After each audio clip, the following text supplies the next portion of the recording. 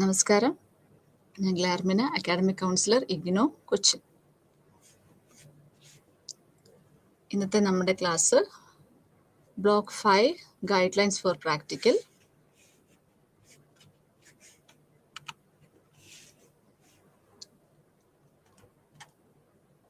നമ്മളുടെ കോഴ്സിൻ്റെ പേര് ഫൗണ്ടേഷൻസ് ഓഫ് സൈക്കോളജി. അതിൽ നമ്മൾ 5 ബ്ലോക്സിൽ 5ാമത്തെ ബ്ലോക്കാണ് ഇന്ന് എടുക്കുന്നത്. ആദ്യത്തെ ബ്ലോക്കിൽ എന്താണ് സൈക്കോളജി എന്ന് നമ്മൾ മനസ്സിലാക്കി. ബ്ലോക്ക് 2 പെർസെപ്ഷൻ, ലേണിംഗ് ആൻഡ് മെമ്മറിനെ കുറിച്ച് നമ്മൾ മനസ്സിലാക്കി. ബ്ലോക്ക് 3 മോട്ടിവേഷനെ പറ്റിയിട്ടും ഇമോഷനെ പറ്റിയിട്ടും നമ്മൾ മനസ്സിലാക്കി. Block 4 personality and intelligence. ഇന്നിപ്പോൾ ഫൈനൽ ബ്ലോക്കാണ് ബ്ലോക്ക് 5. അതിൽ നമ്മൾ പ്രാക്ടിക്കലിൻ്റെ, നമ്മൾ ഈ ഒരു പേപ്പറിന് പ്രാക്ടിക്കലുണ്ട്. പ്രാക്ടിക്കലിൻ്റെ ഗൈഡ് ലൈൻസിനെ കുറിച്ചിട്ടാണ് ഇന്നത്തെ ക്ലാസ്.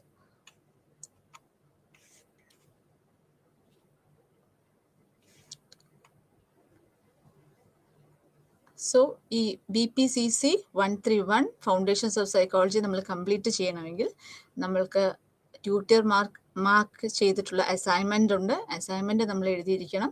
പ്രാക്ടിക്കൽ സെഷൻസ് അറ്റൻഡ് ചെയ്തിരിക്കണം. അതുപോലെ ടേം ആൻഡ് എക്സാമിനേഷൻ, തിയറിക്കും പ്രാക്ടിക്കലിനും ഉള്ള എക്സാമിനേഷൻ അറ്റൻഡ് ചെയ്തിരിക്കണം. അങ്ങനെയാണ് നമ്മൾ ഈ കോഴ്സ് കംപ്ലീറ്റ് ചെയ്യുന്നത്.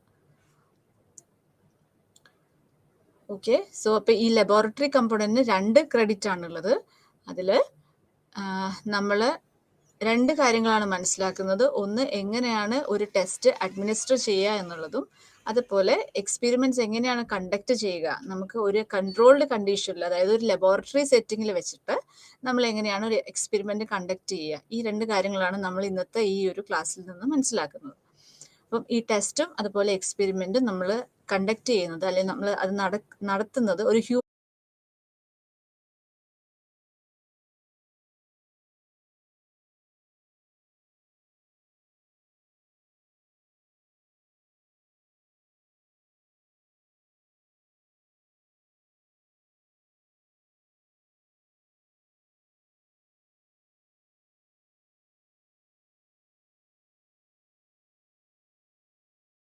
ശ്രമിക്കുന്നുണ്ട്. അപ്പോൾ ഈ ശ്രമിക്കുന്നതിൻ്റെ ഒരു ഉദ്ദേശം എന്ന് പറയുന്നത്, നമുക്ക് ഒരു പെർട്ടിക്കുലർ ബിഹേവിയറിനെ നമ്മൾ ഡിസ്ക്രൈബ് ചെയ്യുന്നു, അതിനെക്കുറിച്ച് നമ്മൾ എക്സ്പ്ലെയിൻ ചെയ്യുന്നു. ആ ടെസ്റ്റ് വഴി നമ്മൾ മനസ്സിലാക്കുകയാണ് ഈ വ്യക്തിക്ക് ഇത്തരത്തിലുള്ളൊരു ടെൻഡൻസി ഉണ്ടെന്ന് നമ്മൾ മനസ്സിലാക്കുന്നു. അത്തരത്തിലുള്ള ബിഹേവിയേഴ്സിനെ കൺട്രോൾ ചെയ്യാനുള്ള ശ്രമങ്ങൾ നമ്മൾ നടത്തുന്നു. അപ്പം ഇതിന് ഏറ്റവും ആദ്യം വേണ്ടത് ഈ ഒരു വ്യക്തിക്ക് ഇത്തരത്തിലുള്ള ട്രെയ്റ്റ് ഉണ്ടോ എന്ന് മനസ്സിലാക്കുക എന്നുള്ളതാണ്. സോ ബിഹേവിയറിനെ കുറിച്ച്, ഹ്യൂമൻ മൈൻഡിനെ കുറിച്ച്, അതുപോലെ ഹ്യൂമൻ ബിഹേവിയറിനെ കുറിച്ചിട്ട് മനസ്സിലാക്കാൻ വേണ്ടിയിട്ടാണ് ഇത്തരത്തിലുള്ള സൈക്കോളജിക്കൽ ടെസ്റ്റ് അല്ലെങ്കിൽ എക്സ്പെരിമെന്റ്സ് നമ്മൾ കണ്ടക്ട് ചെയ്യുന്നത്. അപ്പം ഇതിന്റെ ഗോൾസ് എന്ന് പറയുമ്പോൾ, these goals R achieved through scientific research. നമ്മൾ ഒരു ഊഹാപോഹത്തിലല്ല നമ്മൾ ഓരോ ടെസ്റ്റ് നമ്മൾ ചെയ്യുന്നത്. അപ്പോൾ ഒരു സയന്റിഫിക് രീതിയിൽ അല്ലെങ്കിൽ സയന്റിഫിക് റിസർച്ച് ആണ് നമ്മൾ ചെയ്യുന്നത്.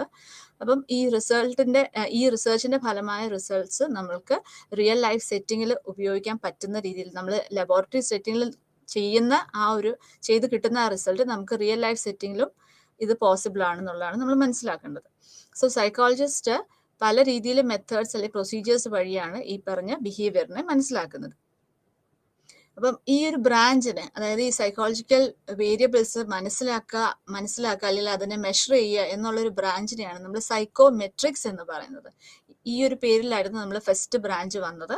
അതിനുശേഷം അതിൻ്റെ കുറച്ചൊരു സ്പെസിഫിക് ആയിട്ട് വന്ന 2 ബ്രാഞ്ചസ് ആണ് experimental psychology, psychological testing. Experimental psychology എന്ന് പറയുമ്പോൾ തന്നെ നമുക്കത് മനസ്സിലാക്കാം, എക്സ്പെരിമെന്റേഷൻ എന്ന് പറയുന്ന ഒരു കാര്യം അതിൽ സംഭവിക്കുന്നുണ്ട്. അസമയം സൈക്കോളജിക്കൽ ടെസ്റ്റിങ്ങിലാണെങ്കിൽ നമ്മൾ കൂടുതൽ സൈക്കോളജിക്കൽ ടെസ്റ്റുകളാണ് നമ്മൾ ചെയ്യുക. അപ്പോൾ ഈ ടെസ്റ്റിലൂടെ നമുക്ക് ഓരോ വ്യക്തിയുടെ മെന്റൽ എബിലിറ്റീസ്, അല്ലെങ്കിൽ അവരുടെ പെർട്ടിക്കുലർ ആയിട്ടുള്ള ട്രെയ്റ്റ്സ് അല്ലെങ്കിൽ ക്യാരക്ടറിസ്റ്റിക്സ്, ചില പെർട്ടിക്കുലർ ബിഹേവിയേഴ്സ്, അതുപോലെ പേഴ്സണാലിറ്റി, ഇത്തരം കാര്യങ്ങൾ നമുക്ക് മനസ്സിലാക്കാനായിട്ട് സാധിക്കും സൈക്കോളജിക്കൽ ടെസ്റ്റിങ്ങിലൂടെ. So experiments in psychology make use of different instruments അല്ലെങ്കിൽ അപ്പാരറ്റസ്. നമുക്ക് എക്സ്പെരിമെന്റൽ സൈക്കോളജിയിൽ എപ്പോഴും എന്തെങ്കിലും ഇൻസ്ട്രുമെന്റ്സ് അല്ലെങ്കിൽ അപ്പാരറ്റസ് വെച്ചിട്ടാണ് നമ്മൾ ഒരു വ്യക്തിയുടെ ഒരു ചിന്താതലത്തിലും അല്ലെങ്കിൽ അവരുടെ ഇമോഷൻസും അല്ലെങ്കിൽ ബിഹേവിയേഴ്സും, അതുപോലെ അവരുടെ sensation, perception, attention, memory, learning, ഈ മുതലായ കോഗ്നിറ്റീവ് പ്രോസസ്സസ് എല്ലാം മനസ്സിലാക്കുന്നത് ഇൻസ്ട്രുമെന്റ്സിലൂടെ അല്ലെങ്കിൽ ഇൻസ്ട്രുമെന്റ്സിന്റെ സഹായത്തിലൂടെ ആണ് എക്സ്പെരിമെന്റൽ സൈക്കോളജിയിൽ നമ്മൾ അത് ചെയ്യുന്നത്. സോ ഈ എക്സ്പെരിമെന്റ്സിലൂടെ നമുക്ക് കോസ് ആൻഡ് എഫക്റ്റ് റിലേഷൻഷിപ്പ് മനസ്സിലാക്കാൻ സാധിക്കും. ഏതാണ് ഇൻഡിപെൻഡന്റ് വേരിയബിൾ, ഏതാണ് ഡിപെൻഡന്റ് വേരിയബിൾ എന്ന് നമുക്ക് മനസ്സിലാക്കാൻ സാധിക്കും. ഇത് തമ്മിലുള്ള ഒരു കോസ് എഫക്റ്റ് റിലേഷൻഷിപ്പ് നമ്മൾ എക്സ്പെരിമെന്റ്സിലൂടെ മനസ്സിലാക്കാൻ സാധിക്കും. ഇതെല്ലാം നമ്മൾ ഇതിന് മുന്നേ നമ്മൾ പഠിച്ചതാണ്. എക്സ്പെരിമെന്റ് മെത്തേഡ് എന്ന് പറയുന്നത് തന്നെ to find the cause and effect relationship between the independent and the dependent variables. So psychological test നമ്മൾ പൊതുവെ പല സാഹചര്യങ്ങളിൽ പല സെറ്റിങ്സിൽ ഉപയോഗിക്കാറുണ്ട്. ലൈക്ക് സ്കൂൾസിൽ ഉപയോഗിക്കാറുണ്ട്, ഹോസ്പിറ്റൽസിൽ ഉപയോഗിക്കാറുണ്ട്, ഓർഗനൈസേഷൻസിൽ ഉപയോഗിക്കാറുണ്ട്, വെൽഫെയർ ഓർഗനൈസേഷൻസിൽ ഉപയോഗിക്കാറുണ്ട്. ഇപ്പം ഇന്റലിജൻസ് പോലെയുള്ള കാര്യങ്ങൾ മെഷർ ചെയ്യാനായിട്ട് നമ്മൾ ഉപയോഗിക്കാറുണ്ട്. മെന്റൽ ഡിസോർഡേഴ്സ് ഐഡന്റിഫൈ ചെയ്യാൻ, ഡയഗ്നോസ് ചെയ്യാൻ നമ്മൾ ഉപയോഗിക്കാറുണ്ട്. പല ഡിഫറെൻറ്റ് ജോബ്സിൽ നമ്മളുടെ ആ സ്യൂട്ടബിലിറ്റി മനസ്സിലാക്കാൻ വേണ്ടിയിട്ട് ഡിഫറെൻറ്റ് ജോബ്സ് സെലക്ട് ചെയ്യുന്ന സമയത്ത് നമ്മൾ ഇത്തരത്തിലുള്ള ടെസ്റ്റുകൾ ഉപയോഗിക്കാറുണ്ട്. ചില കരിയർ ചോയ്സസ് അല്ലെങ്കിൽ ഗ്രേഡ്സ് മനസ്സിലാക്കാൻ വേണ്ടിയിട്ടും നമ്മൾ ഇത്തരത്തിലുള്ള സൈക്കോളജിക്കൽ ടെസ്റ്റുകൾ ഉപയോഗിക്കാറുണ്ട്. സോ ഇപ്പൊ സ്കൂൾ സെറ്റിങ്ങിലാണെങ്കിൽ ഇപ്പൊ ലേണിംഗ് ഡിസേബിലിറ്റി ഉണ്ടോ എന്നറിയാനായിട്ട്, അല്ലെങ്കിൽ attention deficit hyper activity disorder ഉണ്ടോ, അപ്പൊ ഇത്തരത്തിലുള്ള ടെസ്റ്റുകളിലൂടെ നമുക്ക് ഇതൊക്കെ മനസ്സിലാക്കാൻ സാധിക്കും. ഇപ്പൊ ഹോസ്പിറ്റൽസിലാണെങ്കിൽ ക്ലിനിക്കൽ കണ്ടീഷൻസ് ഇവരിലുണ്ടോ ഇല്ലയോ, അതിന്റെ സിവിയറിറ്റി എത്രയാണ്, ഇതൊക്കെ മനസ്സിലാക്കാൻ വേണ്ടിയിട്ട് സൈക്കോളജിക്കൽ ടെസ്റ്റുകൾ ഉപയോഗിക്കാറുണ്ട്. ഓർഗനൈസേഷൻസിൽ സെലക്ഷൻ പ്രോസസ്സിലൊക്കെ വേണ്ടിയിട്ടും സൈക്കോളജിക്കൽ ടെസ്റ്റുകൾ ഉപയോഗിക്കാറുണ്ട്. സോ ടെസ്റ്റുകൾ, അതുകൂടാതെ നമ്മളൊരു പേഴ്സണാലിറ്റി അല്ലെങ്കിൽ അഡ്ജസ്റ്റ്മെന്റ് പാറ്റേൺ മനസ്സിലാക്കാൻ വേണ്ടിയിട്ടും ടെസ്റ്റുകൾ ഉപയോഗിക്കാറുണ്ട്. എങ്ങനെയാണെങ്കിലും നമ്മൾ ടെസ്റ്റ്, ഒരു പെർട്ടിക്കുലർ ടെസ്റ്റ്, ഒരു ഇന്റലിജൻസ് ടെസ്റ്റ്, അല്ലെങ്കിൽ ഒരു മെമ്മറിയുടെ ടെസ്റ്റ്, അല്ലെങ്കിൽ ലേണിംഗിന്റെ ടെസ്റ്റ്, അല്ലെങ്കിൽ ഒരു ആറ്റിറ്റ്യൂഡിന്റെ ടെസ്റ്റ്, ഇങ്ങനെ ഏത് ടെസ്റ്റ് ആണെങ്കിലും അത് എല്ലാ വ്യക്തികൾക്കും ഒരേ രീതിയിൽ തന്നെയാണ് ഈ ഒരു ടെസ്റ്റുകൾ നമ്മൾ ചെയ്യുക. അതിനെയാണ് നമ്മൾ സ്റ്റാൻഡർഡൈസ്ഡ് ആയിട്ടുള്ള പ്രൊസീജിയർ അല്ലെങ്കിൽ മാനർ എന്ന് പറയുന്നത്. സോ ഈ ടെസ്റ്റുകൾ എല്ലാ വ്യക്തിക്കും ഒരേ രീതിയിൽ തന്നെ ഉപയോഗിക്കണം. അതുപോലെ തന്നെ ഒരേ രീതിയിൽ തന്നെ ഇതിന്റെ സ്കോറിങ് ചെയ്യണം. ഒരേ രീതിയിൽ തന്നെ നമ്മൾ ഇന്റർപ്രിട്ടേഷനും വരണം. എങ്കിലാണ് ആ ഒരു ടെസ്റ്റ് ഒരു സ്റ്റാൻഡർഡൈസ്ഡ് ആയിട്ടുള്ള ടെസ്റ്റ് ആണെന്ന് നമുക്ക് പറയാൻ സാധിക്കുകയുള്ളൂ. So tests are administered in a standardized manner, and it includes assessment of some mental processes, trait or characteristics. ഇനി ഒരു നല്ല ടെസ്റ്റ്, അല്ലെങ്കിൽ നല്ലൊരു സൈക്കോളജിക്കൽ ടെസ്റ്റ്, ഒരു ഗുഡ് സൈക്കോളജിക്കൽ ടെസ്റ്റ് എന്ന് പറയുമ്പം അത് റിലയബിൾ ആയിരിക്കണം, വാലിഡ് ആയിരിക്കണം, അതുപോലെ ഗുഡ് നോംസ് അതിനുണ്ടാവണം. അതുപോലെ ആ ടെസ്റ്റ് ആ ഒരു പെർട്ടിക്കുലർ പേഴ്സന്റെ ഏജും കൾച്ചറും ലിംഗ്വിസ്റ്റിക് അല്ലെങ്കിൽ സോഷ്യൽ ബാക്ക്ഗ്രൗണ്ടിനോട് അപ്രോപ്രിയേറ്റ് ആയിട്ട് ഇരിക്കണം. എന്താണ് റിലയബിലിറ്റി, എന്താണ് വാലിഡിറ്റി മുതലായ കാര്യങ്ങളെല്ലാം പിന്നീടുള്ള അടുത്ത പോർഷൻസിൽ വരുന്നുണ്ട്. So a good psychological test is always a standardized test, which means that the test follows a uniform and systematic procedure of administration and scoring. Then അതുപോലെ എല്ലാ ടെസ്റ്റുകൾക്കും സ്റ്റാൻഡർഡൈസ്ഡ് ആയിട്ടുള്ള ടെസ്റ്റുകളാണെങ്കിൽ അതിന് മാനുവൽ ഉണ്ടാവും. ആ മാനുവലിൽ ഈ ടെസ്റ്റിന്റെ റിലയബിലിറ്റി എത്രയാണ്, വാലിഡിറ്റി എത്രയാണ്, എങ്ങനെയാണ് നോംസ്, ഇത്തരം ഇൻഫർമേഷൻസ് എല്ലാം ആ മാനുവലിൽ ഉണ്ടാവും. Okay, so that's about the introduction. ഇനി പ്രാക്ടിക്കലിൽ നമ്മൾ BPCC 131 പ്രാക്ടിക്കലിൽ 2 ക്രെഡിറ്റ് ആണുള്ളത്. സോ 2 ക്രെഡിറ്റ് എന്ന് പറയുമ്പോൾ ഇതിനകത്ത് 2 പ്രാക്ടിക്കലാണ് വരുന്നത്. അപ്പൊ ടെസ്റ്റ്, സൈക്കോളജിക്കൽ ടെസ്റ്റിന്റെ അണ്ടറിൽ ഐസങ് പേഴ്സണാലിറ്റി ഇൻവെന്ററി അല്ലെങ്കിൽ 16 PF എന്ന് പറയുമ്പോൾ 16 പേഴ്സണാലിറ്റി ഫാക്ടേഴ്സ്, കാറ്റൽ ഡെവലപ്പ് ചെയ്തിട്ടുള്ള 16 പേഴ്സണാലിറ്റി ഫാക്ടേഴ്സ് ആണ് അതിൽ മെഷർ ചെയ്യുക. അതുപോലെ എക്സ്പെരിമെന്റിൽ വരുമ്പോൾ മുള്ളർ ലെയർ ഇല്യൂഷൻ എക്സ്പെരിമെന്റ് അല്ലെങ്കിൽ എക്സ്പെരിമെന്റ് ഓൺ ബൈലാറ്ററൽ ട്രാൻസ്ഫർ, ഈ രണ്ട് എക്സ്പെരിമെന്റ്സ് അല്ലെ പ്രാക്ടിക്കലാണ് നമുക്ക് വരുന്നത്. 2 ക്രെഡിറ്റ് ആണ് ഇതിൽ വരിക. സോ ഇന്നത്തെ നമ്മുടെ ക്ലാസ്സിൽ നമുക്ക് ഈ 2 എണ്ണത്തിൽ ഏതെങ്കിലും ഒന്ന് സെലക്ട് ചെയ്യാം. സോ ടെസ്റ്റിൽ നമ്മൾ പറയുന്നത് ഐസങ് പേഴ്സണാലിറ്റി ഇൻവെന്ററിയെ കുറിച്ചിട്ടാണ്. എക്സ്പെരിമെന്റിൽ നമ്മൾ പറയുന്നത് മുള്ളർ ലെയർ ഇല്യൂഷനെ കുറിച്ചിട്ടാണ്. ഇനി important information for the learner. ഒരു ലേണർ എന്തൊക്കെയാണ് നമ്മൾ ശ്രദ്ധിക്കേണ്ടത്, ഈ ഒരു പ്രാക്ടിക്കൽ സെഷനുമായിട്ട് ബന്ധപ്പെട്ട് എന്തൊക്കെയാണ് നമ്മൾ ശ്രദ്ധിക്കേണ്ടത്? ഒന്ന്, പ്രാക്ടിക്കൽ കൗൺസിലിംഗ് സെഷൻ. സോ നമുക്ക് പ്രാക്ടിക്കലിന്റെ കൗൺസിലിംഗ് സെഷൻസ് ഉണ്ടാവും. നിങ്ങൾ ഇഗ്നോറിന്റെ സെന്ററിൽ വന്നിട്ടായിരിക്കും കൗൺസിലിംഗ് സെഷൻ അറ്റൻഡ് ചെയ്യേണ്ടത്. എല്ലാ സെഷൻസും അറ്റൻഡ് ചെയ്യുക എന്നുള്ളത് മാൻഡേറ്ററി ആണ്. അതിന്റെ അറ്റൻഡൻസും നിങ്ങൾക്ക് നിർബന്ധമാണ്. അപ്പം ഈ അറ്റൻഡൻസിന്റെ വെയിറ്റേജ് ഉണ്ട്. ഇവാലുവേഷൻ സ്കീമിൽ അറ്റൻഡൻസിന്റെ മാർക്ക് കൂടി നമ്മൾ ഉൾപ്പെടുത്താറുണ്ട്. സോ പ്രാക്ടിക്കൽ കോഴ്സിൽ 2 സെഷൻസ് ആണ് വരുന്നത്. 2 സെഷൻ 3 അവർ ഡ്യൂറേഷനിലാണ്. സോ ടോട്ടൽ 6 hours ഡ്യൂറേഷൻ ആണ് വരുന്നത്. അതുപോലെ പ്രാക്ടിക്കൽ നോട്ട്ബുക്ക് അല്ലെങ്കിൽ പ്രാക്ടിക്കൽ റെക്കോർഡ് എന്ന് നമ്മൾ പറയാം. അപ്പൊ ആദ്യം നമ്മളൊരു റഫ് റെക്കോർഡിലാണ് നമ്മൾ ടെസ്റ്റ് എങ്ങനെയാണ് ചെയ്യുന്നത്, അതിന്റെ ഇൻട്രൊഡക്ഷനും then aim, procedure, description of the experiment, then അങ്ങനെ അത്രയും ഡീറ്റെയിൽസ് എല്ലാം തന്നെ നമ്മളൊരു പ്രാക്ടിക്കലിൻ്റെ ഒരു റഫ് റെക്കോർഡിൽ നമ്മൾ എഴുതും. അതിനുശേഷം അതിൻ്റെ സിഗ്നേച്ചർ വാങ്ങിച്ച് അതെല്ലാം കറക്റ്റ് ചെയ്തതിന് ശേഷം ആണ് നമ്മളൊരു ഫെയർ റെക്കോർഡിൽ അത് സബ്മിറ്റ് എഴുതേണ്ടത്. എന്നിട്ട് നമ്മളുടെ എക്സാം ടൈം അതിൻ്റെ സിഗ്നേച്ചർ വാങ്ങിച്ചിട്ടാണ് നമ്മൾ എക്സാമിന് ഫൈനൽ പ്രാക്ടിക്കൽ എക്സാമിന് നമ്മൾ ഈ റെക്കോർഡ് ഇവിടെ സബ്മിറ്റ് ചെയ്യുന്നതാണ്. So as mentioned above, you will be conducting and administering the experiment and test, and you will thus record the procedure of the experiment or test in the practical notebook. The notebook should be handwritten in the format mentioned at point number 3 and checked by the academic counselor under whose guidance who have conducted the practical. അപ്പോൾ ആരാണ് നിങ്ങൾക്ക് practical conduct ചെയ്യുന്ന academic counsellor, അവരുടെ signature നിങ്ങൾ വാങ്ങേണ്ടതാണ് before entering the exam. Then അടുത്തത് format for writing practical notebook. Practical notebook എന്ന് പറയുന്നത് പ്രാക്ടിക്കൽ റെക്കോർഡിന് തന്നെയാണ്. സോ അതിനൊരു എക്സാമ്പിൾ ആയിട്ട് നമ്മൾ പറയുമ്പം ഫോർമാറ്റിൽ വരുന്നത് ആദ്യമേ നമ്മൾ ടൈറ്റിൽ എഴുതണം. സോ ഇതിൽ എക്സാമ്പിൾ പറയുമ്പം ഐസൻക് പേഴ്സണാലിറ്റി ഇൻവെൻട്രി അല്ലെങ്കിൽ ഐസൻക് പേഴ്സണാലിറ്റി ക്വസ്റ്റ്യനർ എന്ന് നമുക്ക് ടൈറ്റിൽ കൊടുക്കാം. അതിനുശേഷം എക്സ്പെരിമെന്റ് നമ്പർ നമ്മൾ എഴുതണം, ഡേറ്റ് നമ്മൾ എഴുതണം, ദെൻ എയിം വേണം. എയിം എന്ന് പറയുന്നത് to assess the personality of the participant using Eysenck personality inventory. So അതാണ് എയിം വരിക. അപ്പോൾ ആദ്യം നമ്മൾ ടൈറ്റിൽ എഴുതുന്നു, ദെൻ ഒബ്ജക്റ്റീവ്സ് അല്ലെങ്കിൽ എയിം എഴുതുന്നു, ദെൻ ഹൈപ്പോത്തസിസ്. എക്സ്പെരിമെന്റ് ആയിട്ടാണ് നമ്മൾ ചെയ്യുന്നത്. അതിപ്പോൾ ടെസ്റ്റിങ്ങിലാണെങ്കിൽ സൈക്കോളജിക്കൽ ടെസ്റ്റിലാണെങ്കിൽ നമ്മൾ ഹൈപ്പോത്തസിസ് വെക്കുന്നില്ല. അതേസമയം എക്സ്പെരിമെന്റിലാവുമ്പോൾ നമ്മൾ ആ ഒരു ഹൈപ്പോത്തസിസ് വെക്കാറുണ്ട്. ദെൻ അതിനുശേഷം ഇൻട്രൊഡക്ഷൻ ആണ്. നമ്മൾ ഇഗ്നോറിൻ്റെ ഒരു പാറ്റേണിൽ ആദ്യമേ തന്നെ ഇൻട്രൊഡക്ഷൻ എഴുതിയതിന് ശേഷമാണ് എയിം എഴുതാറ്. സോ ഇൻട്രൊഡക്ഷനിൽ ആ ഒരു ടെസ്റ്റ്, ഏത് ടെസ്റ്റ്, ഇപ്പോൾ ഐസൻക് പേഴ്സണാലിറ്റി ഇൻവെൻട്രി ആണെങ്കിൽ അതിൻ്റെ ഒരു ബ്രീഫ് ഹിസ്റ്ററി നമ്മൾ എഴുതണം. ഫോർ എക്സാമ്പിൾ ആ ഒരു ഹിസ്റ്ററിക്കൽ ബാക്ക്ഗ്രൗണ്ട്, ഐസൻക് പേഴ്സണാലിറ്റി ഇൻവെൻട്രിയിൽ എന്തെല്ലാമാണ് പേഴ്സണാലിറ്റിയെ കുറിച്ചിട്ട് നമ്മൾ എഴുതണം.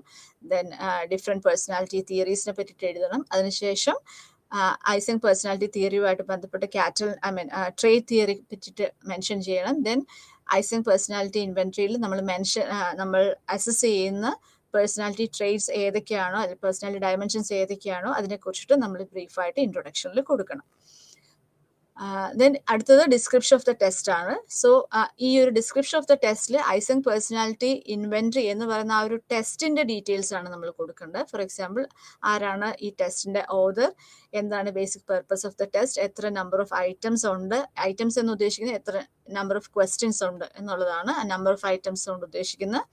ദെൻ എത്രയൊക്കെ ഫാക്ടേഴ്സ് ആണ് നമ്മൾ ഈ ഒരു ടെസ്റ്റിൽ മെഷർ ചെയ്യുന്നത്, ഏതെങ്കിലും ടൈം ലിമിറ്റ് ഉണ്ടോ. പൊതുവെ പേഴ്സണാലിറ്റി ടെസ്റ്റുകൾക്ക് ടൈം ലിമിറ്റ് ഇല്ല. ഇന്റലിജൻസ് ടെസ്റ്റ് പോലുള്ള ടെസ്റ്റുകൾക്കാണ് time limit. Within the time limit നമ്മളത് ചെയ്യുമ്പോഴാണ് നമുക്ക് അതിന്റെ സ്കോർ കൂടുതലായിട്ടോ അല്ലെങ്കിൽ കുറവായിട്ടോ വരുന്നത്. ദെൻ റിലയബിലിറ്റി, വാലിഡിറ്റി, സ്കോറിംഗ്, ഇത്രയും കാര്യങ്ങൾ നമ്മൾ ഡിസ്ക്രിപ്ഷൻ ഓഫ് ദ ടെസ്റ്റിൽ വന്നിരിക്കണം. സോ ആദ്യം നമ്മൾ ഇൻട്രൊഡക്ഷൻ എഴുതണം, ദെൻ എയിം എഴുതണം, അതിനുശേഷം പ്രോബ്ലം ഹൈപ്പോത്തസിസ് ഉള്ള സിറ്റുവേഷനാണ് ഹൈപ്പോത്തസിസ് എഴുതണം, then description of the test. So description of the ടെസ്റ്റിൽ ഓതർ എഴുതണം, ബേസിക് പർപ്പസ് എന്താണ് ഈ ടെസ്റ്റിന്റെ ഉദ്ദേശം എന്നുള്ളത്, എത്ര ഐറ്റംസ് ഉണ്ടെന്നുള്ളത്, ഏതൊക്കെ ഡയമെൻഷൻസ് ആണ് നമ്മൾ മെഷർ ചെയ്യുക, അതിന്റെ ടൈം ലിമിറ്റ് ഉണ്ടോ ഈ ഒരു ടെസ്റ്റിന്, റിലയബിലിറ്റി, വാലിഡിറ്റി, സ്കോറിംഗ്, ഇത്രയും കാര്യങ്ങളാണ് വരുന്നത്. ദെൻ അടുത്തത് മെറ്റീരിയൽസ് റിക്വയർഡ്. അപ്പം ഈ ഒരു ടെസ്റ്റിന് വേണ്ടിയിട്ട് അല്ലെങ്കിൽ ഈ ഒരു ടെസ്റ്റ് അഡ്മിനിസ്റ്റർ ചെയ്യാൻ വേണ്ടിയിട്ട് എന്തൊക്കെ മെറ്റീരിയൽസ് ആണ് വേണ്ടത്. പൊതുവേ നമ്മൾ പറയുമ്പോൾ ടെസ്റ്റ് ബുക്ക്ലെറ്റ് ഉണ്ടാവും, ചിലപ്പോൾ ആൻസർ ഷീറ്റ് ഉണ്ടാവും, സ്കോറിംഗ് കീ ഉണ്ടാവും, സ്റ്റെൻസിൽ വെച്ച് സ്കോർ ചെയ്യേണ്ടതാണെങ്കിൽ സ്റ്റെൻസിൽ ഉണ്ടാവും, ദെൻ പെൻസിൽ, ഇറേസർ മുതലായ റൈറ്റിംഗ് മെറ്റീരിയൽസ്, ഇത്രയും കാര്യങ്ങളാണ് മെറ്റീരിയൽസ് റിക്വയർഡിൽ വരേണ്ടത്. സോ നിങ്ങൾ പ്രാക്ടിക്കലിന് വരുമ്പോൾ നമ്മൾ ഈ പറഞ്ഞ റൈറ്റിംഗ് മെറ്റീരിയൽസ് നിർബന്ധമായിട്ടും കൊണ്ടുവന്നിരിക്കണം. അതുപോലെ ഒരു നോട്ട്ബുക്ക്, ഒരു കോളേജ് സൈസ് നോട്ട്ബുക്കും നമ്മൾ കൊണ്ടുവന്നിരിക്കണം. ദെൻ അടുത്തത് എഴുതുന്നത് പാർട്ടിസിപ്പൻസിന്റെ പ്രൊഫൈലാണ്. മെറ്റീരിയൽസ് റിക്വയർഡിൽ ബാക്കിയുള്ള ടെസ്റ്റ് ബുക്ക്ലെറ്റും ആൻസർ ഷീറ്റും സ്കോറിംഗ് ഇതെല്ലാം നമ്മൾ സെന്ററാണ് നമുക്ക് തരിക. അതിനുശേഷം അതെല്ലാം കൃത്യമായിട്ട് വായിച്ചതിന് ശേഷം നിങ്ങൾക്കൊരു പാർട്ടിസിപ്പന്റിനെ തരും. അത് മിക്കവാറും നിങ്ങളുടെ ക്ലാസ്മേറ്റ് ആരെങ്കിലും ആയിരിക്കും നിങ്ങൾക്ക് തരിക. എന്നിട്ട് നിങ്ങൾ അവരിൽ ചെയ്യണം, അവർ നിങ്ങളിൽ ചെയ്യണം. ഇങ്ങനെയാണ് നമ്മൾ പൊതുവെ പ്രാക്ടിക്കൽ ക്ലാസ്സിലിരിക്കുമ്പോൾ ചെയ്യാറ്. പിന്നീട് ഫൈനൽ എക്സാമിന് വരുമ്പോൾ നിങ്ങൾ തന്നെ നിങ്ങളുടെ ഒരു പാർട്ടിസിപ്പന്റിനെ കൊണ്ടുവരണം. ഒരേ ഒരു കണ്ടീഷനാണ് വരുന്നത്, ഈ വ്യക്തി സൈക്കോളജി പഠിച്ച ഒരു വ്യക്തി ആയിരിക്കരുത് എന്നുള്ളത്. ദെൻ പാർട്ടിസിപ്പന്റിന്റെ പ്രൊഫൈലിൽ അടുത്തത് വരുന്നത് പാർട്ടിസിപ്പൻറ്റ് മെറ്റീരിയൽസ് റിക്വയർഡ് കഴിഞ്ഞിട്ട് അടുത്തത് പാർട്ടിസിപ്പൻ്റെ പ്രൊഫൈലാണ്. സോ പ്രൊഫൈലിൽ നമ്മളൊരു detail information about the participant, like പാർട്ടിസിപ്പൻറ്റിൻ്റെ നെയിം എഴുതുമ്പോൾ ഇനീഷ്യൽസ് മാത്രമാണ് നമ്മൾ എഴുതുക, ഫുൾ നെയിം നമ്മൾ എഴുതാറില്ല to maintain the confidentiality. So name of the participant, then age, gender, education qualification and occupation. ഇത്രയും കാര്യങ്ങളാണ് നമ്മൾ പാർട്ടിസിപ്പൻ്റെ പ്രൊഫൈലിൽ എഴുതുക. പാർട്ടിസിപ്പൻ്റെ പ്രൊഫൈൽ കഴിഞ്ഞിട്ട് നമ്മൾ എക്സ്പെരിമെൻറ്ററിൻ്റെ പ്രൊഫൈൽ കൂടി എഴുതാറുണ്ട്. അപ്പം എക്സ്പെരിമെൻ്റർ ആരാണോ ആ വ്യക്തിയുടെ നെയിമും അതും ഇനീഷ്യൽസ് മാത്രമാണ് നമ്മൾ എഴുതുക. Then age, gender, education qualification and occupation. ഇത്രയാണ് പ്രൊഫൈലിൽ വരുന്നത്. പിന്നെ അടുത്ത് വരുന്നത് പ്രൊസീജിയർ ആൻഡ് അഡ്മിനിസ്ട്രേഷൻ ആണ്. പ്രൊസീജിയർ ആൻഡ് അഡ്മിനിസ്ട്രേഷനിൽ നമ്മൾ ടെസ്റ്റ് ആകുമ്പോൾ നമ്മൾ അഡ്മിനിസ്ട്രേഷൻ ആണ് വരിക, എക്സ്പെരിമെന്റിൽ നമ്മൾ പ്രൊസീജിയർ ആണ് എഴുതാറ്. ദെൻ എന്താണെങ്കിലും നമ്മൾ ഒരു ടെസ്റ്റിൽ നമ്മൾ പ്രാക്ടിക്കൽ ചെയ്യുമ്പം ഇത്തരം കാര്യങ്ങളാണ് ഇനി നമ്മൾ ശ്രദ്ധിക്കേണ്ടത്. പ്രൊസീജിയർ അഡ്മിനിസ്ട്രേഷനിൽ വരുന്ന സബ് ഹെഡിങ്സ് എന്ന് പറയുമ്പോൾ ഫസ്റ്റ് പ്രിപ്പറേഷൻ ആണ്. അപ്പം എന്താണ് നമ്മൾ ചെയ്യാൻ പോകുന്ന ടെസ്റ്റ്, ആ ടെസ്റ്റിന്റെ അല്ലെങ്കിൽ ആ ഒരു എക്സ്പെരിമെന്റിന് വേണ്ടിയിട്ടുള്ള മെറ്റീരിയൽസ് നമ്മുടെ കയ്യിലുണ്ടെന്ന് നമ്മൾ ഉറപ്പ് വരുത്തുക. സോ ഫോർ എക്സാമ്പിൾ ഇപ്പോൾ ടെസ്റ്റ് ബുക്ക്ലെറ്റ് ഉണ്ടോ എന്നുള്ളത്, ദെൻ അപ്പാരറ്റസ് അല്ലെങ്കിൽ ഇൻസ്ട്രുമെന്റ്, ഇപ്പം മുള്ളർ ലെയർ ഇല്യൂഷൻ ബോർഡ്, അതാണ് അപ്പാരറ്റസ് എന്ന് പറയുന്നത്, അത് നമ്മുടെ കയ്യിലുണ്ടോ. പിന്നെ ആൻസർ ഷീറ്റ് ഇപ്പം ഐസൻ പേഴ്സണാലിറ്റി ഇൻവെന്ററി ആകുമ്പം അതിനകത്ത് ആൻസർ ഷീറ്റ് ഉണ്ട്. ആൻസർ ഷീറ്റിലാണ് നമ്മൾ ഓരോ ക്വസ്റ്റ്യനും വായിച്ചിട്ട് അത് മാർക്ക് ചെയ്യേണ്ടത്, ഉത്തരങ്ങൾ. ദെൻ അടുത്തത് പിന്നെ ചില എക്സ്പെരിമെന്റ്സിന് ടൈം ലിമിറ്റ് ഉണ്ടാവും. അപ്പോൾ ടൈം ലിമിറ്റ് ഉണ്ടെങ്കിൽ നമ്മൾ അതനുസരിച്ച് ശ്രദ്ധിക്കണം. അപ്പോൾ സ്റ്റോപ്പ് വാച്ച് നമ്മുടെ കയ്യിലുണ്ടോ എന്നുള്ളത് നോക്കണം. ഇല്ല. ദെൻ അടുത്ത വേറെ എന്തെങ്കിലും ഇൻസ്ട്രുമെന്റ്സ് ഉണ്ടോ, ദെൻ പേപ്പർ റൈറ്റിംഗ് മെറ്റീരിയൽസ്, ഇതെല്ലാം നമ്മളുടെ കയ്യിലുണ്ടോ എന്നുള്ളത് നമ്മൾ ശ്രദ്ധിക്കണം. അല്ലാതെ നമ്മളിപ്പം എക്സാം ടൈമിലാണെങ്കിലും നമ്മളിത് ശ്രദ്ധിക്കേണ്ടതാണ്. നമ്മുടെ അടുത്ത് പാർട്ടിസിപ്പന്റ് അല്ലെങ്കിൽ സബ്ജക്റ്റ് വന്നിരുന്നതിന് ശേഷം പേപ്പർ എടുക്കുക, പെൻസിൽ എടുക്കുക, ഇൻസ്ട്രുമെന്റ് കറക്റ്റ് ആക്കാൻ നോക്കുക. ഇത്തരത്തിലുള്ള കാര്യങ്ങളൊന്നും നമ്മൾ ചെയ്യാൻ പാടില്ല. ഒരു കാരണവശാലും നമ്മളുടെ പാർട്ടിസിപ്പന്റിന്റെ ഒരു സ്ട്രെസ് ലെവലോ അല്ലെങ്കിൽ ആങ്സൈറ്റി ലെവലോ കൂട്ടാനോ ഒന്നും നമ്മൾ പാടില്ല എന്നുള്ളതാണ്. സോ അതാണ് നമ്മൾ പ്രിപ്പറേഷൻ എന്ന് പറയുന്നത്. പാർട്ടിസിപ്പന്റ് വരുന്നതിന് മുന്നേ ഇത്രയും കാര്യങ്ങളെല്ലാം നമ്മളുടെ റെഡി ആണോ എന്നുള്ളത് നോക്കണം. ദെൻ അടുത്തത് പാർട്ടിസിപ്പന്റ് വന്നതിന് ശേഷം നമ്മൾ പെട്ടെന്ന് തന്നെ ക്വസ്റ്റനെയർ കൊടുക്കുക അല്ലെങ്കിൽ പെട്ടെന്ന് തന്നെ നമ്മൾ അവരെ ടെസ്റ്റിന് വിധേയമാക്കുകയല്ല ചെയ്യേണ്ടത്. മറിച്ച് അവരുമായിട്ട് നമ്മളൊരു റാപ്പോ അല്ലെങ്കിൽ ഒരു റിലേഷൻഷിപ്പ്, ഒരു പ്രൊഫഷണൽ റിലേഷൻഷിപ്പ് നമ്മൾ എസ്റ്റാബ്ലിഷ് ചെയ്യുക. അവരുടെ അടുത്ത് നമ്മൾ സംസാരിക്കുക, നമ്മളുടെ ടെസ്റ്റിനെ കുറിച്ചിട്ടും അതിൻ്റെ ഡീറ്റെയിൽസിനെ കുറിച്ചിട്ടും അവരെ വെൽ ഇൻഫോംഡ് ആയിരിക്കണം എന്നാണ് പറയുന്നത്. സോ ആദ്യം വരുന്നത് പ്രിപ്പറേഷൻ, ദെൻ റാപ്പോ എസ്റ്റാബ്ലിഷ് ചെയ്യുക. റാപ്പോ എസ്റ്റാബ്ലിഷ് ചെയ്ത് അവരൊരു കാമായിട്ടാണോ ഇരിക്കുന്നത്, കൂളായിട്ടുള്ളൊരു സിറ്റുവേഷനിലാണോ ഉള്ളത് എന്ന് നമ്മൾ ഉറപ്പ് വരുത്തുക. അതാണ് റാപ്പോ എന്ന് ഉദ്ദേശിക്കുന്നത്. റാപ്പോട്ട് എന്ന് നമ്മൾ എഴുതിയാലും റാപ്പോ എന്നാണ് നമ്മൾ ഈ വാക്ക് ഉച്ചരിക്കേണ്ടത്. ദെൻ അടുത്തത് ഇൻസ്ട്രക്ഷൻ ആണ്. ഇൻസ്ട്രക്ഷൻസ്, അപ്പം നമ്മൾ റാപ്പോ എസ്റ്റാബ്ലിഷ് ചെയ്ത് അവരെ കാമാക്കിയതിന് ശേഷം നമ്മളുടെ മാനുവലിൽ അല്ലെങ്കിൽ എക്സ്പെരിമെന്റിൽ എന്താണോ ഇൻസ്ട്രക്ഷൻസ് പറയുന്നത് ആ ഇൻസ്ട്രക്ഷൻസ് കൃത്യമായിട്ട് അവരുടെ അടുത്ത് പറയുക. അതിൽ കൂടുതലോ കുറവോ ആയിട്ട് നമ്മൾ പറയാൻ പാടില്ല. എന്തെങ്കിലും ഇൻസ്ട്രക്ഷൻസ് അവർക്ക് ക്ലാരിറ്റി ഇല്ല എങ്കിൽ നമ്മൾ അവരുടെ അടുത്ത് ക്ലിയർ ആക്കി ചോദിക്കുക, അവർക്ക് ക്ലിയർ ആക്കി കൊടുക്കുക എന്നുള്ളത് നമ്മളുടെ ബാധ്യതയാണ്. So instructions as given in the test manual or experiment are included here. Then അടുത്തത് പ്രിക്കോഷൻ ആണ്. പല ടെസ്റ്റുകൾക്കും ചില പ്രിക്കോഷൻസ് ഉണ്ടാവും. ഫോർ എക്സാമ്പിൾ എല്ലാ ക്വസ്റ്റ്യൻസും ആൻസർ ചെയ്തിരിക്കണം. ചില ടെസ്റ്റുകൾക്ക് ഡിസ്ട്രാക്ഷൻ ഒട്ടും തന്നെ പാടില്ല എന്നുള്ളത്. ചില ടെസ്റ്റുകൾക്ക് നമ്മൾ ഡിസ്ട്രാക്റ്റഡ് ആയിട്ടുള്ള എൻവയോൺമെന്റിൽ ഇരുന്നിട്ടാണ് അത് ചെയ്യേണ്ടത്. ചില ടെസ്റ്റിന് ടൈം ലിമിറ്റ് ഉണ്ട്. ചില ടെസ്റ്റിന് അങ്ങനെ ഓരോ ടെസ്റ്റിനും ചില പ്രത്യേകതകൾ ഉണ്ടാവും. ആ പ്രത്യേകതകൾ അല്ലെങ്കിൽ ആ ഒരു പ്രിക്കോഷൻസ് അനുസരിച്ച് ആ ടെസ്റ്റ് ചെയ്തെങ്കിലാണ് നമുക്കൊരു വാലിഡ് ആയിട്ടുള്ളൊരു അല്ലെങ്കിൽ റിലയബിൾ ആയിട്ടുള്ളൊരു റിസൾട്ട് നമുക്ക് കിട്ടുള്ളൂ. സോ പ്രിക്കോഷൻസ് എപ്പോഴും നമ്മൾ ശ്രദ്ധിച്ചിരിക്കുക. സോ പ്രിക്കോഷൻസ് എന്തെങ്കിലും ഉണ്ടെങ്കിൽ നമുക്ക് ബിഫോർ ആ എക്സ്പെരിമെന്റ് നടത്തുന്നതിന് മുന്നേ അല്ലെങ്കിൽ അത് കണ്ടക്ട് ചെയ്യുന്നതിന് മുന്നേ തന്നെ നമ്മൾ പാർട്ടിസിപ്പന്റിന്റെ അടുത്ത് പറയേണ്ടതുണ്ടെങ്കിൽ അത് പറയാൻ, നമ്മളും ശ്രദ്ധിക്കേണ്ട എന്തെങ്കിലും ഉണ്ടെങ്കിൽ അതും നമ്മൾ ശ്രദ്ധിക്കുക. So that's about precautions. അടുത്തത് ഇൻട്രോസ്പെക്ഷൻ റിപ്പോർട്ടാണ്. ഇൻട്രോസ്പെക്ഷൻ റിപ്പോർട്ട് എന്ന് പറയുന്നത് നമ്മളുടെ ടെസ്റ്റ് അല്ലെങ്കിൽ എക്സ്പെരിമെന്റ് കണ്ടക്ട് ചെയ്തതിന് ശേഷം പാർട്ടിസിപ്പന്റിന് എന്ത് തോന്നുന്നു, സോ പാർട്ടിസിപ്പന്റിന്റെ ഫീലിംഗ് അല്ലെങ്കിൽ എന്തെങ്കിലും കൺസ്ട്രെയിൻസ് അവർ ഈ ടെസ്റ്റ് ഫേസ് ചെയ്യുന്ന സമയത്ത് അവർക്ക് എന്തെങ്കിലും ബുദ്ധിമുട്ട് ഉണ്ടായിട്ടുണ്ടോ എന്നുള്ള കാര്യങ്ങളെല്ലാം നമ്മൾ മനസ്സിലാക്കുക. അതെല്ലാം നമ്മളുടെ റെക്കോർഡിങ്സിൽ നമ്മൾ അതും കൂടി എഴുതേണ്ടതാണ്. അതിനാണ് നമ്മൾ ഇൻട്രോസ്പെക്ഷൻ റിപ്പോർട്ട് എന്ന് പറയുന്നത്. ഇതുപോലെ തന്നെ ഒബ്സർവേഷൻ റിപ്പോർട്ട് ഉണ്ട്. ഒബ്സർവേഷൻ റിപ്പോർട്ട് എന്ന് പറയുന്നത് നമ്മൾ ലൈക്ക് എക്സ്പെരിമെന്റർ നോട്ട് ചെയ്ത് വെക്കേണ്ട ചില ഇൻഫർമേഷൻസ് നമ്മൾ ഈ പാർട്ടിസിപ്പൻറ്റിനെ കുറിച്ച് നമ്മൾ എങ്ങനെ വിലയിരുത്തുന്നു, ആ ഒരു എക്സ്പെരിമെന്റിൽ ഈ വ്യക്തി പാർട്ടിസിപ്പേറ്റ് ചെയ്തിട്ടുണ്ടോ, വ്യക്തി കോപ്പറേറ്റീവ് ആയിരുന്നോ എന്നുള്ള ഇൻഫർമേഷനാണ് നമ്മൾ ഒബ്സർവേഷൻ റിപ്പോർട്ടിൽ എഴുതേണ്ടത്. സോ ഇൻട്രോസ്പെക്ഷൻ റിപ്പോർട്ട് നിർബന്ധമായിട്ടും വേണം, ഒബ്സർവേഷൻ റിപ്പോർട്ട് അത്ര മാൻഡേറ്ററി ആയിട്ട് നമ്മൾ പറയുന്നില്ല. ദെൻ അടുത്തത് സ്കോറിംഗ് ആൻഡ് ഇൻ്റർപ്രിട്ടേഷൻ ആണ്. സോ പാർട്ടിസിപ്പൻ്റ് ടെസ്റ്റ് കംപ്ലീറ്റ് ചെയ്തതിന് ശേഷം ആൻസർ ഷീറ്റ് നമ്മൾ തിരിച്ചു വാങ്ങിച്ചതിന് ശേഷം നമ്മൾ തന്നെയാണത് സ്കോർ ചെയ്തിട്ട് വെക്കേണ്ടത്. സോ സ്കോർ ചെയ്തതിന് ശേഷം നമ്മളുടെ ഈ റിസൾട്ട് പിന്നെ നമ്മൾ ഇൻ്റർപ്രിറ്റ് ചെയ്യുകയാണ്. ആ ഇൻ്റർപ്രിട്ടേഷന് നമുക്ക് മാനുവൽ വേണം. മാനുവലിൽ തന്നിരിക്കുന്ന നോംസ് അനുസരിച്ചിട്ടാണ് നമ്മൾ ഈ റിസൾട്ടിനെ ഇൻ്റർപ്രിറ്റ് ചെയ്യേണ്ടത്. സോ ഒരു വ്യക്തിയുടെ നമ്മളിപ്പോൾ ഫോർ എക്സാമ്പിൾ ഇപ്പോൾ ബെഡ് ഡിപ്രഷൻ ഇൻവെൻട്രി ആണ് നമ്മൾ ചെയ്യുന്നതെങ്കിൽ നമ്മൾ അവരുടെ സ്കോർ എടുക്കുന്നു. ഈ സ്കോർ വെച്ച് നമ്മൾ നോക്കുകയാണ് മാനുവലിൽ whether this person is having depression, അത് ഉണ്ടെങ്കിൽ അത് ഏത് ലെവലിലാണ്, മൈൽഡ്, മോഡറേറ്റ്, സിവിയർ, പ്രൊഫൗണ്ട്, ഏത് ലെവലിലാണ് ഈ വ്യക്തിക്ക് ഡിപ്രഷൻ ഉള്ളത് എന്ന് നമ്മൾ മനസ്സിലാക്കുകയാണ്. സോ ആ ഒരു റേറ്റിങ്ങിന് വേണ്ടിയിട്ടാണ് നമ്മൾ മാനുവൽ ഉപയോഗിക്കുന്നത്. മാനുവലിൽ കൃത്യമായിട്ടുള്ള ഒരു നോംസ് ഉണ്ടാവും. ആ നോംസിനനുസരിച്ചാണ് നമ്മളുടെ റിസൾട്ട് അല്ലെങ്കിൽ ഡേറ്റയെ നമ്മൾ ഇൻ്റർപ്രിറ്റ് ചെയ്യേണ്ടത്. So the scores can then be mentioned and interpreted under this heading. അതിനുശേഷം വരുന്നത് ഡിസ്കഷൻ ആണ്. സോ നമുക്ക് കിട്ടിയ റിസൾട്ടിനെ നമ്മൾ ഡിസ്കസ് ചെയ്യാന്നുള്ളതാണ് അടുത്ത section.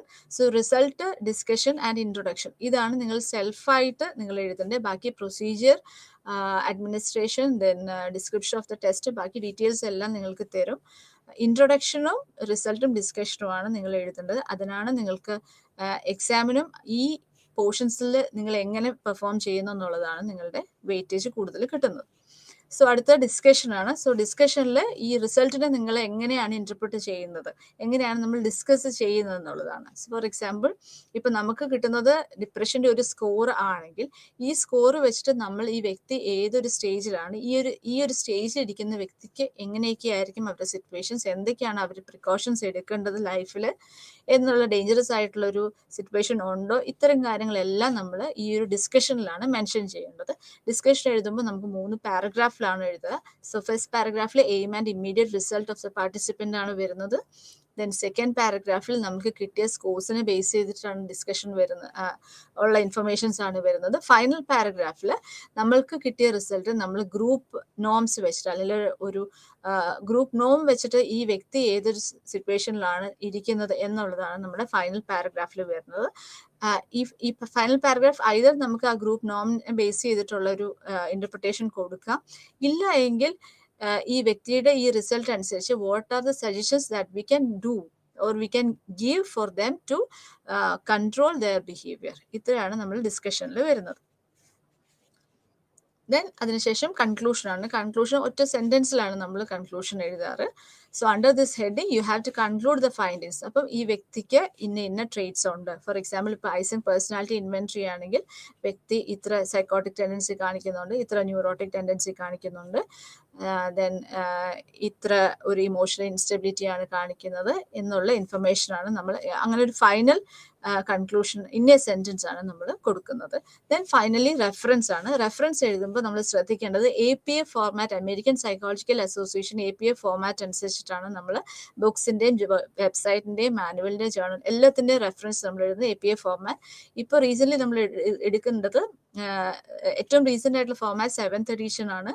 So APA format 7th edition ആണ് നമ്മൾ എടുക്കേണ്ടത്. അതിൻ്റെ റെഫറൻസ് സ്റ്റൈല് ഓരോന്നിനും ഓരോ രീതിയിലാണ്. ഇപ്പം ബുക്കിനെ സംബന്ധിച്ചോളം ഇപ്പം അനസ്തസി എന്ന് പറയുമ്പോൾ അനസ്തസി A, ദെൻ ഫുൾ സ്റ്റോപ്പ് ഇടുക, ദെൻ ഇയർ ബ്രാക്കറ്റിൽ കൊടുക്കുക, ദെൻ ആ ബുക്കിന്റെ പേര് സൈക്കോളജിക്കൽ ടെസ്റ്റിംഗ് അത് ഇറ്റാലിക്സിൽ കൊടുക്കുക, then place London, then publishing company Macmillan company. ഇപ്പോഴത്തെ 7th എഡിഷൻ അനുസരിച്ച് നമ്മൾ ലണ്ടൻ പ്ലേസ് എഴുതിയില്ലെങ്കിലും കുഴപ്പമില്ല, ബുക്കിന്റെ പേര് വേണം, ആരാണ് ഓഥർ, ഏത് വർഷമാണ്, പബ്ലിഷിംഗ് പ്ലേസ്, പബ്ലിഷിംഗ് കമ്പനി, ഇത്രയും കാര്യങ്ങളാണ് വരുന്നത്. അതുപോലെ ജേർണൽ ആർട്ടിക്കിളിന് ജേർണൽ എഴുതിയ വ്യക്തിയുടെ പേര്, ദെൻ ഇയർ, ദെൻ ജേർണലിന്റെ പേര്, ആർട്ടിക്കിളിന്റെ പേര്, ദെൻ ജേർണലിന്റെ പേര്. ജേർണലിന്റെ പേര് വരുമ്പോൾ ഇറ്റാലിക്സിലാണ്, ദെൻ വോളിയം, പിന്നെ പേജ് നമ്പർ. ഇങ്ങനെയാണ് ജേർണലിന്റെ ആർട്ടിക്കിളിന്റെ format.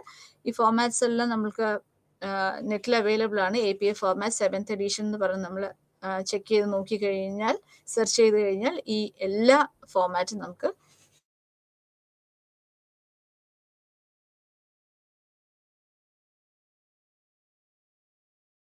Exam fee, then term and examination, conduction of the term and examination, ഈ ഡീറ്റെയിൽസ് എല്ലാം നമ്മളുടെ പ്രാക്ടിക്കൽ ഗൈഡ് ലൈൻസിൽ കൊടുത്തിട്ടുണ്ട്. നിങ്ങളത് റെഫർ ചെയ്യുക. ഓക്കെ. സോ ഇനി അടുത്തത് നമ്മുടെ സൈക്കോളജിക്കൽ ടെസ്റ്റിങ്ങിനെ കുറിച്ചിട്ടാണ് പറയുന്നത്. സൈക്കോളജിക്കൽ ടെസ്റ്റിങ്ങിന്റെ കീഴിൽ നമ്മൾ ഒരു ടെസ്റ്റാണ് നമ്മൾ ചെയ്യുന്നത്. അത് ഐസെങ്ക് പേഴ്സണാലിറ്റി ഇൻവെന്ററി ആണ്. സോ എന്താണ് സൈക്കോളജിക്കൽ ടെസ്റ്റിംഗ് എന്ന് നോക്കാം.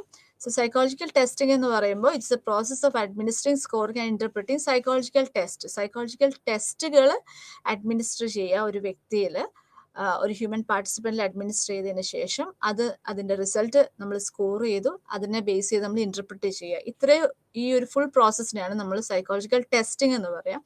ഇത്തരത്തിലുള്ള പല സൈക്കോളജിക്കൽ ടെസ്റ്റുകളും, then neuro psychological test, then interview, ഇങ്ങനെ ഇതെല്ലാം കൂടി ചേർത്ത് ഒരു ഫൈനൽ വരുന്നതിനാണ് നമ്മൾ സൈക്കോളജിക്കൽ അസസ്മെന്റ് എന്ന് പറയാം.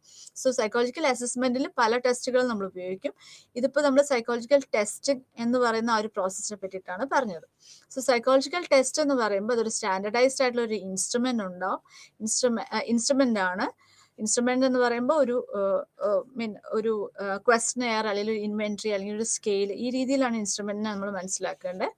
Then design to measure objectively, നമുക്ക് ഒരു സബ്ജക്റ്റീവ് തോട്ട്സും ഇല്ലാതെ ഒബ്ജക്റ്റീവായിട്ട് നമ്മൾ മെഷർ ചെയ്യാണ് ഒരു പെർട്ടിക്കുലർ പേഴ്സണാലിറ്റി അല്ലെങ്കിൽ ആ വ്യക്തിയുടെ verbal or non verbal responses വെച്ചിട്ട് അല്ലെങ്കിൽ അവരുടെ പെർട്ടിക്കുലർ ബിഹേവിയർ മീൻസ് വെച്ചിട്ട് നമ്മൾ ആ വ്യക്തിയുടെ പേഴ്സണാലിറ്റിയെ മനസ്സിലാക്കുക എന്നുള്ളതാണ് സൈക്കോളജിക്കൽ ടെസ്റ്റിൽ വരുന്നത്. സോ സൈക്കോളജിക്കൽ ടെസ്റ്റ് ചിലത് റിട്ടേൺ ആയിരിക്കാം, എഴുത്ത് പരീക്ഷകളായിരിക്കാം, ചിലത് വിഷ്വൽ ആയിരിക്കും, ചിലത് വെർബൽ ആയിരിക്കാം. അങ്ങനെ പല രീതിയിൽ നമുക്ക് ടെസ്റ്റുകൾ ചെയ്യാവുന്നതാണ്. സോ ഈ ടെസ്റ്റിലൂടെ നമ്മൾ അസസ് ചെയ്യുന്നത് ആ വ്യക്തിയുടെ കോഗ്നിറ്റീവ് അതുപോലെ ഇമോഷണൽ ഫങ്ഷനിങ് ആണ് നമ്മൾ മെഷർ ചെയ്യുന്നത്. സോ സൈക്കോളജിക്കൽ ടെസ്റ്റ് അതുപോലെ mental abilities, attributes, then achievement ability, personality and neurological functioning കൂടി നമ്മൾ അസസ് ചെയ്യാം. ദെൻ ഇതിൻ്റെ ഒരു സൈക്കോളജിക്കൽ ടെസ്റ്റിങ്ങിൻ്റെ ഒരു ഹിസ്റ്ററി പറയുമ്പോൾ ഫ്രാൻസിസ് ഗാൽട്ടൺ, നമ്മൾ സൈക്കോളജിക്കൽ ടെസ്റ്റിങ്ങിൽ നമ്മൾ ഒരു പെർട്ടിക്കുലർ ട്രേറ്റ് തിയറി ബേസ് ചെയ്തിട്ടാവുമ്പോൾ നമ്മൾ ഈ ട്രേറ്റ്സ് ഒരു വ്യക്തിയിൽ ഏതൊരു ലെവലിലാണ് വരുന്നത്, ഈ പല ട്രേറ്റ്സും ഈ വ്യക്തിയിൽ ഏതൊരു ലെവലിലാണ് വരുന്നത്, അത് വെച്ചിട്ട് വേറൊരു വ്യക്തി എങ്ങനെ ഡിഫറെൻ്റ് ആയിരിക്കുന്നു എന്നുള്ളതാണ്. അപ്പോൾ ഓരോ ട്രേറ്റ്സിൻ്റെയും പൊസിഷൻ ഒരു വ്യക്തിക്ക് ഉള്ള പോലെ വേറൊരു വ്യക്തിക്ക് ഉണ്ടാവില്ല. ഇങ്ങനെയാണ് നമ്മൾ ഒരു ഇൻഡിവിജ്വൽ ഡിഫറൻസസ് മനസ്സിലാക്കുന്നത്. സോ ഏറ്റവും ആദ്യം നമ്മൾ ഇത്തരത്തിലുള്ള ഇൻഡിവിജ്വൽ ഡിഫറൻസസിനെ പറ്റിയിട്ട് ഉള്ള വർക്ക് ചെയ്തിരിക്കുന്നത് ഫ്രാൻസിസ് ഗാൽട്ടൺ ആണ്, on individual differences. The concept of individual differences is A psychological concept underlying psychological testing. So he was the first scientist to undertake systematic and statistical investigation of individual differences based on the traits. ഇപ്പോൾ ഒരു വ്യക്തിയിലുള്ള ട്രേറ്റ്സിന്റെ സ്വഭാവം അനുസരിച്ച് ഒരു വ്യക്തി വേറൊരു വ്യക്തിയിൽ നിന്ന് എത്രത്തോളം വ്യത്യസ്തമാവുന്നുണ്ട് എന്നുള്ളതാണ് നമ്മൾ ഇത്തരത്തിലുള്ള ടെസ്റ്റുകൾ വഴി മനസ്സിലാക്കുന്നത്. ദെൻ ടെസ്റ്റുകൾ പല തരത്തിലുണ്ട്. ടെസ്റ്റ് അഡ്മിനിസ്റ്റർ ചെയ്യുന്നതിനനുസരിച്ച് ടെസ്റ്റുകൾ വരുന്നുണ്ട്, പലതരം വരുന്നുണ്ട്. ദെൻ ഏത് ബിഹേവിയേഴ്സ് ആണ് നമ്മൾ മെഷർ ചെയ്യുന്നത് എന്നുള്ളതിനെ ബേസ് ചെയ്തിട്ടും പല ടെസ്റ്റുകളുണ്ട്. ഏത് തരത്തിലുള്ള റെസ്പോൺസ് ആണ് അവർ തരുന്നത് എന്നുള്ളതിനെ ബേസ് ചെയ്തിട്ടും പല ടെസ്റ്റുകളുണ്ട്. സോ ടെസ്റ്റ് അഡ്മിനിസ്റ്റർ ചെയ്യുന്ന രീതി വെച്ചിട്ട് നമ്മൾ ഇൻഡിവിജ്വൽ ടെസ്റ്റും ഗ്രൂപ്പ് ടെസ്റ്റും വരുന്നുണ്ട്. സോ ഇൻഡിവിജ്വൽ ടെസ്റ്റിൽ സംഭവിക്കുന്നത് നമുക്ക് ഒരു ടെസ്റ്റ് ഒരു വ്യക്തിക്കാണ് നമ്മൾ ഒരു സമയത്ത് കൊടുക്കാൻ പറ്റുള്ളൂ. ഫോർ എക്സാമ്പിൾ, ഇപ്പോൾ ഒരു intelligence test, Bhatia's battery of intelligence ടെസ്റ്റിൽ നമുക്ക് ആ ടെസ്റ്റ് അഡ്മിനിസ്റ്റർ ചെയ്യുമ്പോൾ നമുക്ക് ആ ഒരു വ്യക്തിയെ മാത്രമാണ് നമുക്ക് കോൺസെൻട്രേറ്റ് ചെയ്യാൻ പറ്റുക. അറ്റ് എ ടൈം നമുക്ക് ഒരുപാട് പേർക്ക് ആ ഒരു ടെസ്റ്റ് ചെയ്യാൻ പറ്റില്ല. കാരണം എന്താ വെച്ചാൽ നമ്മൾ ആ ഒരു ടെസ്റ്റ് നമ്മൾ ചെയ്യുമ്പം നമ്മൾ ഈ ടെസ്റ്റിൽ ഇവരുടെ റെസ്പോൺസ് നമ്മൾ മാർക്ക് ചെയ്യുന്നു, ഇവരുടെ ആ റെസ്പോൺസിന്റെ ടൈം ലിമിറ്റ് നമ്മൾ നോക്കണം, ഇത്തരം എല്ലാ കാര്യങ്ങളും വരണം. അപ്പോൾ നമുക്ക് പല പല ഇൻസ്ട്രക്ഷൻസ് എല്ലാം നമ്മൾ കൊടുക്കാനുണ്ട്. സോ അത്തരത്തിലുള്ള ടെസ്റ്റുകൾ നമ്മൾ കണ്ടക്ട് ചെയ്യുമ്പോൾ നമുക്ക് ആ ഒരു അറ്റൻഷൻ നമ്മൾ വേറൊരു വ്യക്തിക്ക് കൊടുക്കാൻ പറ്റില്ല. സോ അത്തരത്തിലുള്ള ടെസ്റ്റുകളെയാണ് നമ്മൾ ഇൻഡിവിജ്വൽ ടെസ്റ്റ് എന്ന് പറയാം. അതിന്റെ വേറൊരു ടൈപ്പ് ഓഫ് ടെസ്റ്റ് എന്ന് പറയുന്നത് അതിന്റെ ഒരു ഓപ്പോസിറ്റ് ടെസ്റ്റ് ആണ് ഗ്രൂപ്പ് ടെസ്റ്റ്. ഗ്രൂപ്പ് ടെസ്റ്റിൽ നമുക്ക് ഒത്തിരി പേർക്ക് അറ്റ് എ ടൈം നമുക്ക് ഒത്തിരി പേർക്ക് ഈ ഒരു ടെസ്റ്റ് ഉപയോഗിക്കാം. For example, standard progressive matrices, അത് വേറൊരു ഇന്റലിജൻസ് ടെസ്റ്റ് ആണ്. ആ ഒരു ടെസ്റ്റ് ഒരു ബുക്ക്ലെറ്റ് ആണ്. ആ ബുക്ക്ലെറ്റ് നമുക്ക് കൊടുത്തിട്ടുണ്ടെങ്കിൽ 10 പേർക്കോ 20 പേർക്കോ നമ്മളുടെ ഒരു കപ്പാസിറ്റി അനുസരിച്ച് നമുക്ക് ആ ടെസ്റ്റ് അറ്റ് എ ടൈം ഒന്നിലധികം പേർക്ക് കൊടുക്കാൻ സാധിക്കും. അത്തരത്തിലുള്ള ടെസ്റ്റുകളെ നമ്മൾ ഗ്രൂപ്പ് ടെസ്റ്റ് എന്ന് പറയാം. മറ്റത് ഇൻഡിവിജ്വൽ ടെസ്റ്റ് ആണ്. ദെൻ അടുത്തത് എന്താണ് നമ്മൾ മെഷർ ചെയ്യുന്നത് അതിനെ അനുസരിച്ച് നമ്മളുടെ ടെസ്റ്റുകൾ വ്യത്യസ്തമായി നിൽക്കുന്നു. അതിൽ ഫസ്റ്റ് വരുന്നത് എബിലിറ്റി ടെസ്റ്റ് ആണ്, വിച്ച് എൻകംപാസ് ആപ്റ്റിറ്റ്യൂഡ് ടെസ്റ്റ്. അപ്പോൾ എബിലിറ്റി ടെസ്റ്റ് എന്നാണ് നമ്മൾ ഒരു ബ്രോഡർ കാറ്റഗറിയിൽ വരിക. അതിൻ്റെ അണ്ടറിൽ നമ്മൾ പറയുന്നത് aptitude test, intelligence test and achievement test. So aptitude test എന്ന് പറയുമ്പം ഒരു വ്യക്തിക്ക് ഒരു പെർട്ടിക്കുലർ സ്കില്ലിൽ അക്വയർ ചെയ്യാനുള്ള ഒരു പൊട്ടൻഷ്യൽ ഉണ്ട്. ഫോർ എക്സാമ്പിൾ ഒരു മ്യൂസിക്കൽ ആപ്റ്റിറ്റ്യൂഡ് ഓർ ഒരു ക്ലറിക്കൽ ആപ്റ്റിറ്റ്യൂഡ്, ഒരു ആർട്ടിസ്റ്റിക് ആപ്റ്റിറ്റ്യൂഡ്, ഇത് ആ വ്യക്തിയിൽ ഉണ്ടോ എന്നറിയാനുള്ള ടെസ്റ്റുകളാണ് ആപ്റ്റിറ്റ്യൂഡ് ടെസ്റ്റ് എന്ന് പറയുന്നത്. So whether this person is having that potential four acquiring A specific skill four through training or practice, അതാണ് നമ്മൾ ആപ്റ്റിറ്റ്യൂഡ് ടെസ്റ്റ് കൊണ്ട് ഉദ്ദേശിക്കുന്നത്. അടുത്തത് ഇന്റലിജൻസ് ടെസ്റ്റ് ആണ്. ഇന്റലിജൻസ് ടെസ്റ്റ് എന്ന് പറയുമ്പോൾ ഒരു പേഴ്സണിന് ഒരു ജനറൽ ആയിട്ടുള്ള ഒരു പൊട്ടൻഷ്യൽ ഉണ്ടോ, ഒരു പെർട്ടിക്കുലർ പ്രോബ്ലം സോൾവ് ചെയ്യാനായിട്ടോ അല്ലെങ്കിൽ ഒരു സിറ്റുവേഷനുമായിട്ട് അഡാപ്റ്റ് ചെയ്യാനായിട്ടോ അല്ലെങ്കിൽ ഒരു എക്സ്പീരിയൻസിൽ നിന്ന് കാര്യങ്ങൾ മനസ്സിലാക്കാനുള്ള ഒരു കപ്പാസിറ്റി, ഒരു ജനറൽ പൊട്ടൻഷ്യൽ ഒരു വ്യക്തിക്ക് ഉണ്ടോ ഇല്ലയോ എന്ന് അറിയാനാണ് നമ്മൾ ഇന്റലിജൻസ് ടെസ്റ്റുകൾ ചെയ്യാറ്.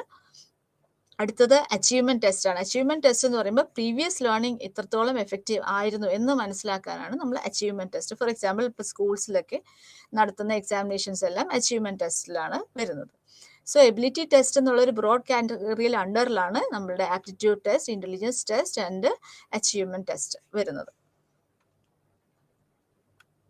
ദെൻ അടുത്തത് പേഴ്സണാലിറ്റി ടെസ്റ്റ്. അപ്പോൾ പേഴ്സണാലിറ്റി ടെസ്റ്റ് എന്ന് പറയുമ്പം അത് പേഴ്സണാലിറ്റി ട്രേറ്റ്സ് മെഷർ ചെയ്യാനായിരിക്കും, അല്ലെങ്കിൽ പേഴ്സണാലിറ്റി ടെമ്പറമെന്റ് അല്ലെങ്കിൽ ഡിസ്പോസിഷൻസ് മെഷർ ചെയ്യാനൊക്കെയാണ് പൊതുവേ നമ്മൾ പേഴ്സണാലിറ്റി ടെസ്റ്റുകൾ വരുന്നത്. സോ പേഴ്സണാലിറ്റി ടെസ്റ്റിൽ വരുമ്പോഴും ഇതുപോലെ സ്ട്രക്ചർ ഓഫ് ദ ടെസ്റ്റ് അനുസരിച്ച് അതിൻ്റെ ഒരു കാറ്റഗറി വരുന്നുണ്ട്. ഫോർ എക്സാമ്പിൾ ക്ലിയർലി സ്ട്രക്ചേർഡ് ആയിട്ടുള്ള ഒരു ക്വസ്റ്റനെയർ ആണ് നമ്മൾ കൊടുക്കുന്നതെങ്കിൽ അത്തരത്തിലുള്ള ടെസ്റ്റിന് നമ്മൾ സ്ട്രക്ചേർഡ് ടെസ്റ്റ് എന്ന് പറയും. പക്ഷേ ഇപ്പോൾ ഒരു സെമി സ്ട്രക്ചേർഡ് അല്ലെങ്കിൽ അൺസ്ട്രക്ചേർഡ് ആയിട്ടുള്ള സ്റ്റിമുലസിനെയാണ് നമ്മൾ ഉപയോഗിക്കുന്നതെങ്കിൽ അത്തരത്തിലുള്ള ടെസ്റ്റിന് semi structured or unstructured test എന്ന് പറയും. ഇപ്പം അൺസ്ട്രക്ചേർഡ് അല്ലെങ്കിൽ സെമി സ്ട്രക്ചേർഡ് ടെസ്റ്റിന് പൊതുവെ നമ്മൾ പറയുന്നതാണ് പ്രൊജക്റ്റീവ് ടെസ്റ്റ് എന്നുള്ളത്, നമ്മൾ പഠിച്ചു കഴിഞ്ഞതാണ്.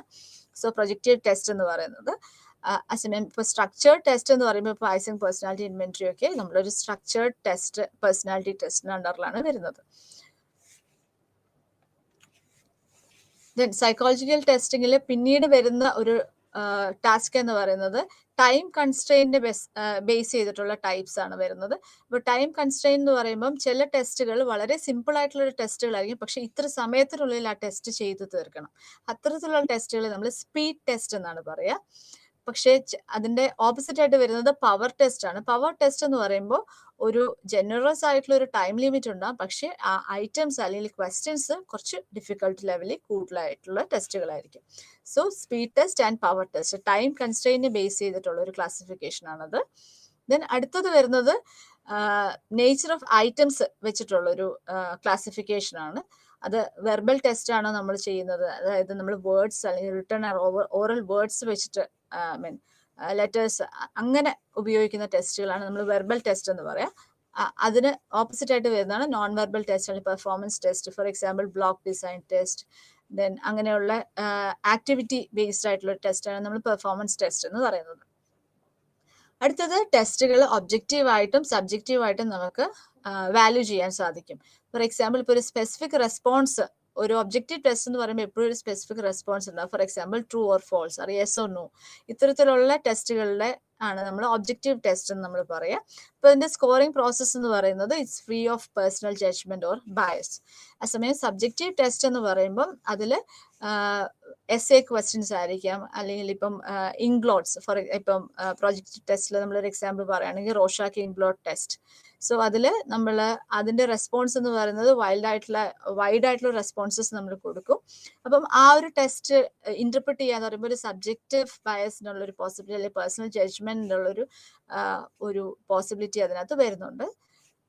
അപ്പൊ അതാണ് നമ്മൾ ഒബ്ജക്റ്റീവ് ടെസ്റ്റ് അല്ലെങ്കിൽ സബ്ജക്റ്റീവ് ടെസ്റ്റ് എന്ന് ഉദ്ദേശിക്കുന്നത്. So it should be clear to you by now that psychological test എന്ന് പറയുന്നത് ഇൻഡിവിജ്വൽ ഡിഫറൻസസ് മനസ്സിലാക്കാനാണ്. ഓരോ ഹ്യൂമൻ എബിലിറ്റീസിൽ ഓരോ വ്യക്തികളും എത്രത്തോളം ഡിഫറെൻ്റ് ആണ്, അല്ലെങ്കിൽ ഹ്യൂമൻ പേഴ്സണാലിറ്റി എന്ന് പറയുമ്പോഴും ഇൻഡിവിജ്വൽസ് എത്രത്തോളം ഡിഫറെൻ്റ് ആണ് എന്ന് മനസ്സിലാക്കാൻ വേണ്ടിയിട്ടാണ് ഇത്തരത്തിലുള്ള ടെസ്റ്റുകൾ നമ്മൾ ഉപയോഗിക്കുക. പല തരത്തിലുള്ള ടെസ്റ്റുകളുണ്ട്, പല സിറ്റുവേഷൻസ് പല സെറ്റിങ്സിൽ നമുക്ക് ഈ ടെസ്റ്റുകൾ ഉപയോഗിക്കാവുന്നതാണ്. ഫോർ എക്സാമ്പിൾ ഇപ്പോൾ ഒരു ക്ലാസിഫിക്കേഷന് വേണ്ടിയിട്ട് അല്ലെങ്കിൽ ഒരു പെർട്ടിക്കുലർ ഡയഗ്നോസിസിന് വേണ്ടിയിട്ട് ഒരു ട്രീറ്റ്മെന്റ് പ്ലാനിന് വേണ്ടിയിട്ട് നമ്മൾക്ക് തന്നെ നമ്മളെ വിലയിരുത്താൻ വേണ്ടിയിട്ട്, സെൽഫ് നോളജിന് വേണ്ടിയിട്ട്, ഒരു പ്രോഗ്രാം ഇവാലുവേറ്റ് ചെയ്യാൻ, അല്ലെങ്കിൽ റിസർച്ചിന് വേണ്ടിയിട്ട്, അങ്ങനെ പല പർപ്പസ് വെച്ചിട്ട് നമ്മൾ സൈക്കോളജിക്കൽ ടെസ്റ്റുകൾ ചെയ്യാറുണ്ട്.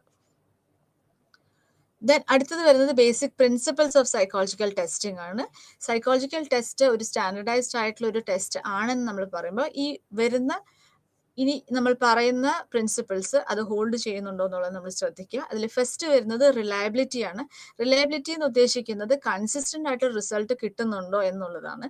ഫോർ എക്സാമ്പിൾ, ഇന്നിപ്പോൾ എൻ്റെ ഒരു ഡിപ്രഷൻ ലെവല് നോക്കി, അത് കഴിഞ്ഞ് നാളെയും എൻ്റെ ഡിപ്രഷൻ ലെവൽ നോക്കുമ്പോൾ ഇതേ ഒരു കൺസിസ്റ്റൻസി നമ്മൾ കണ്ടിരിക്കണം.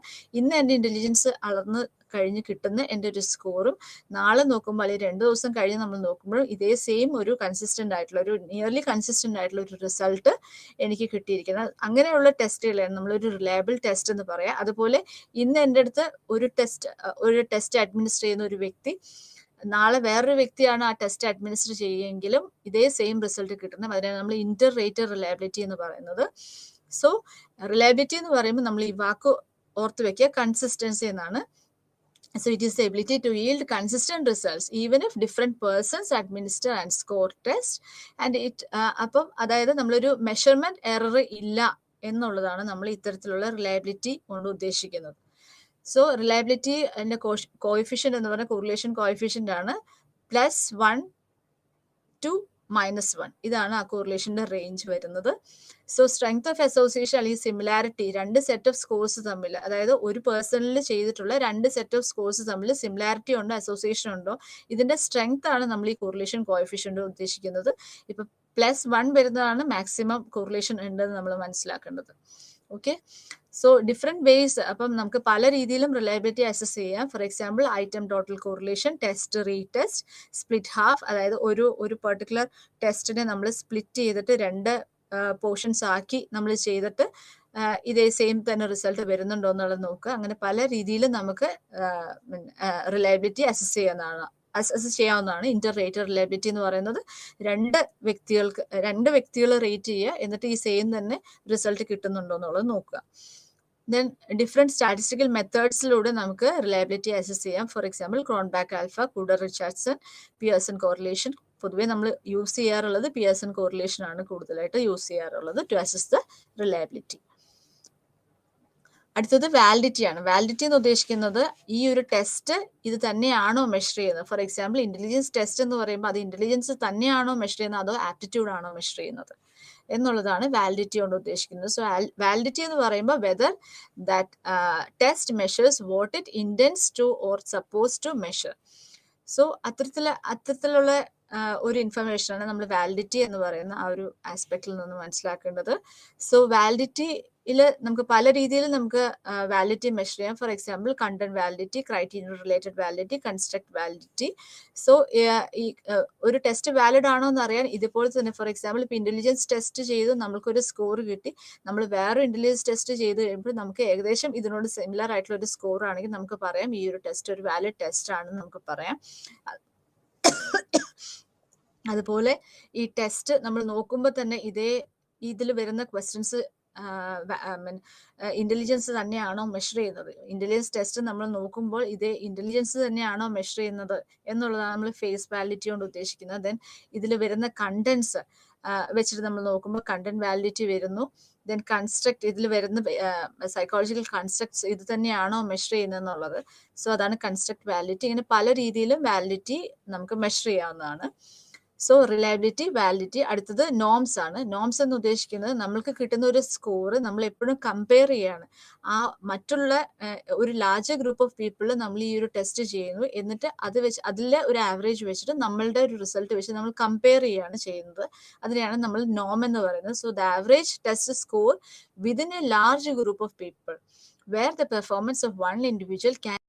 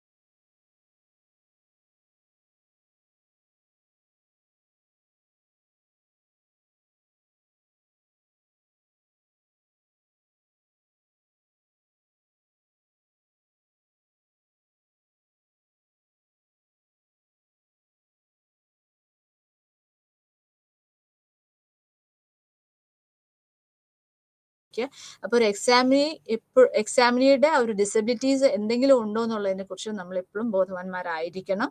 ഫോർ എക്സാമ്പിൾ, ഇപ്പോൾ ഒരു ഹിയറിംഗ് ഡിസേബിൾഡ് ആയിട്ടുള്ള ഒരു വ്യക്തിയുടെ അടുത്ത് നമ്മൾ ഇത് അറിയാതെ നമ്മളൊരു ഇൻസ്ട്രക്ഷൻസ് കൊടുത്തതിന് അവർക്കത് മനസ്സിലാവില്ല.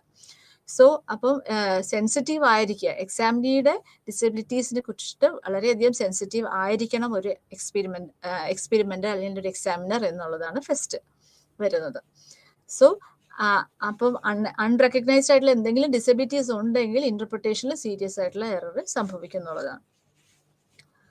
ദെൻ എക്സാമിനർ നമ്മൾ പ്രോപ്പർ ടൈം നമുക്ക് കൊടുക്കുക. ഒരു ടെസ്റ്റ് നമ്മൾ കൊടുക്കുമ്പോൾ പെട്ടെന്ന് തന്നെ ധൃതി പിടിക്കാതെ അതിനൊരു സെറ്റപ്പ് ഉണ്ടായിരിക്കണം. ആ ഇൻസ്ട്രക്ഷൻസ് ഒക്കെ വളരെ ക്ലിയർ ആയിട്ട് നമ്മൾ പറഞ്ഞു കൊടുക്കണം.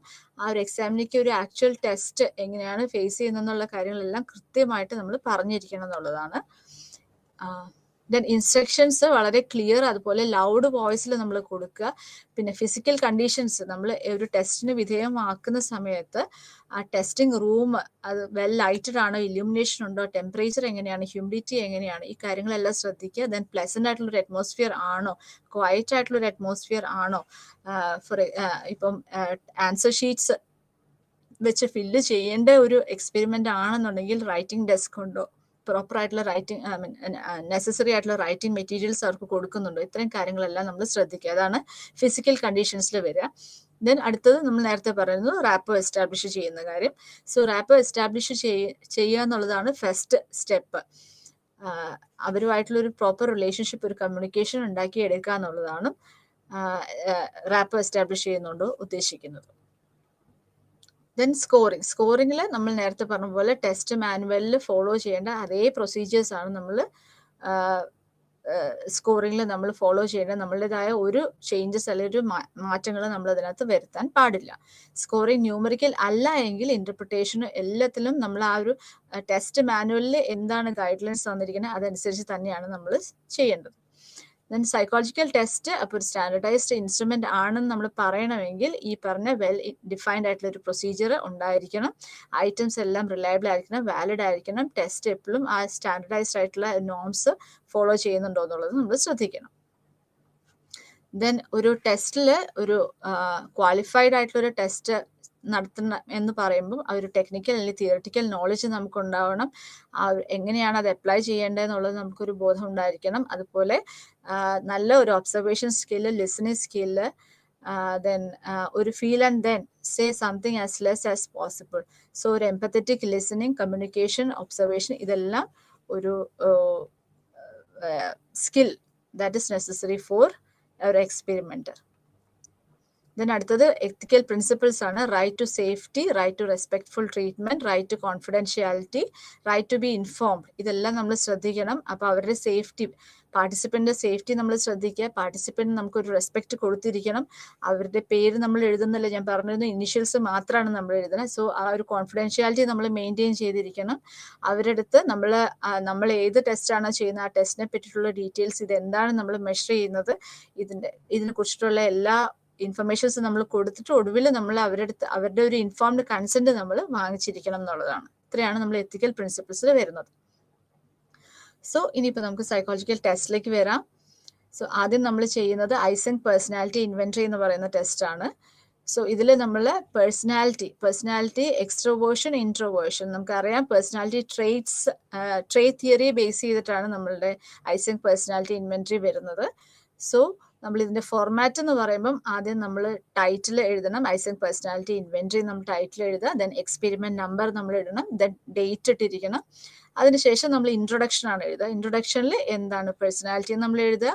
ദെൻ പേഴ്സണാലിറ്റി ട്രേറ്റ്സിനെ പറ്റിയിട്ട് എഴുതുക. പേഴ്സണാലിറ്റി ട്രേറ്റ് തിയറിയെ പറ്റിയിട്ട് നമ്മൾ മെൻഷൻ ചെയ്യുക.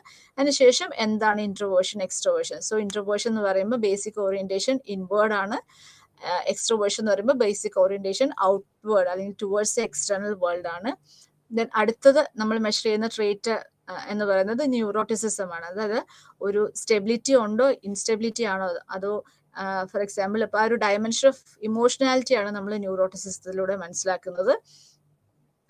അടുത്തത് സൈക്കോട്ടിസിസം ആണ്. അപ്പോൾ ഒരു സോളിറ്ററി വ്യക്തിയാണോ അല്ലെങ്കിൽ ഒരു ട്രബിൾസം വ്യക്തിയാണോ, ക്രൂവൽ ആണോ, അതോ ഒരു എംപത്തറ്റിക് ആണോ അല്ലയോ എന്നൊക്കെ ഉള്ളതാണ് നമ്മൾ സൈക്കോട്ടിസിസം ട്രേറ്റിലൂടെ മനസ്സിലാക്കുന്നത്. സോ ഇത്തരത്തിലുള്ള ഈ ഇൻഫർമേഷൻസ് എല്ലാം നമ്മൾ ഇൻട്രൊഡക്ഷനിൽ എഴുതിയിരിക്കണം. സോ ആദ്യം നമ്മൾ ടൈറ്റിൽ എഴുതുക, ദെൻ അതിനുശേഷം ഇൻട്രൊഡക്ഷൻ ആണ് എഴുതുന്നത്. സോ ഐസൻഗ് പേഴ്സണാലിറ്റി ഇൻവെന്ററിയിൽ നമ്മൾ ഈ ഒരു പർട്ടിക്കുലർ പാർട്ടിസിപ്പന്റിന്റെ പേഴ്സണാലിറ്റി ട്രേറ്റ്സ് ആണ് നമ്മൾ മെഷർ ചെയ്യുന്നത്. ദെൻ അടുത്തത് എയിം ആണ്, to measure the personality traits using EPQ, Eysenck personality questionnaire revised form. അതിനുശേഷം വരുന്നത് ഡിസ്ക്രിപ്ഷൻ ഓഫ് ദ ടെസ്റ്റ് ആണ്. സോ ടെസ്റ്റിൽ ആരാണ് ഇതിന്റെ ഓഥർ, എന്താണ് ഇതിന്റെ പർപ്പസ്, നമ്പർ ഓഫ് ഐറ്റംസ്. അപ്പൊ ഈ ഒരു ടെസ്റ്റിൽ നമുക്ക് 90 ഐറ്റംസ് ആണുള്ളത്. ദെൻ ഏതൊക്കെ ഡയമെൻഷൻസ് ആണ് നമ്മൾ മെഷർ ചെയ്യുന്നത്. സോ നമ്മൾ പറഞ്ഞു എക്സ്ട്രോവേർഷൻ, ഇൻട്രോവേർഷൻ, ന്യൂറോട്ടിസിസം, ദെൻ സൈക്കോട്ടിസിസം, ഇത്രയും ഡയമെൻഷൻസ് ആണ് മെഷർ ചെയ്യുക. ടൈം ലിമിറ്റ് ഉണ്ടെങ്കിൽ നമ്മൾ അത് എഴുതുക. ഞാൻ നേരത്തെ പറഞ്ഞിരുന്നു പേഴ്സണാലിറ്റി ട്രേറ്റ്സ് മെഷർ ചെയ്യുന്ന ടെസ്റ്റുകൾ പൊതുവേ നമുക്ക് ടൈം ലിമിറ്റ് ഉണ്ടാവാറില്ല. എന്ന് വെച്ചിട്ട് നമ്മൾ ഓരോ ക്വസ്റ്റ്യൻ വായിച്ച് ഒരുപാട് സമയം കളയേണ്ട ആവശ്യമില്ല.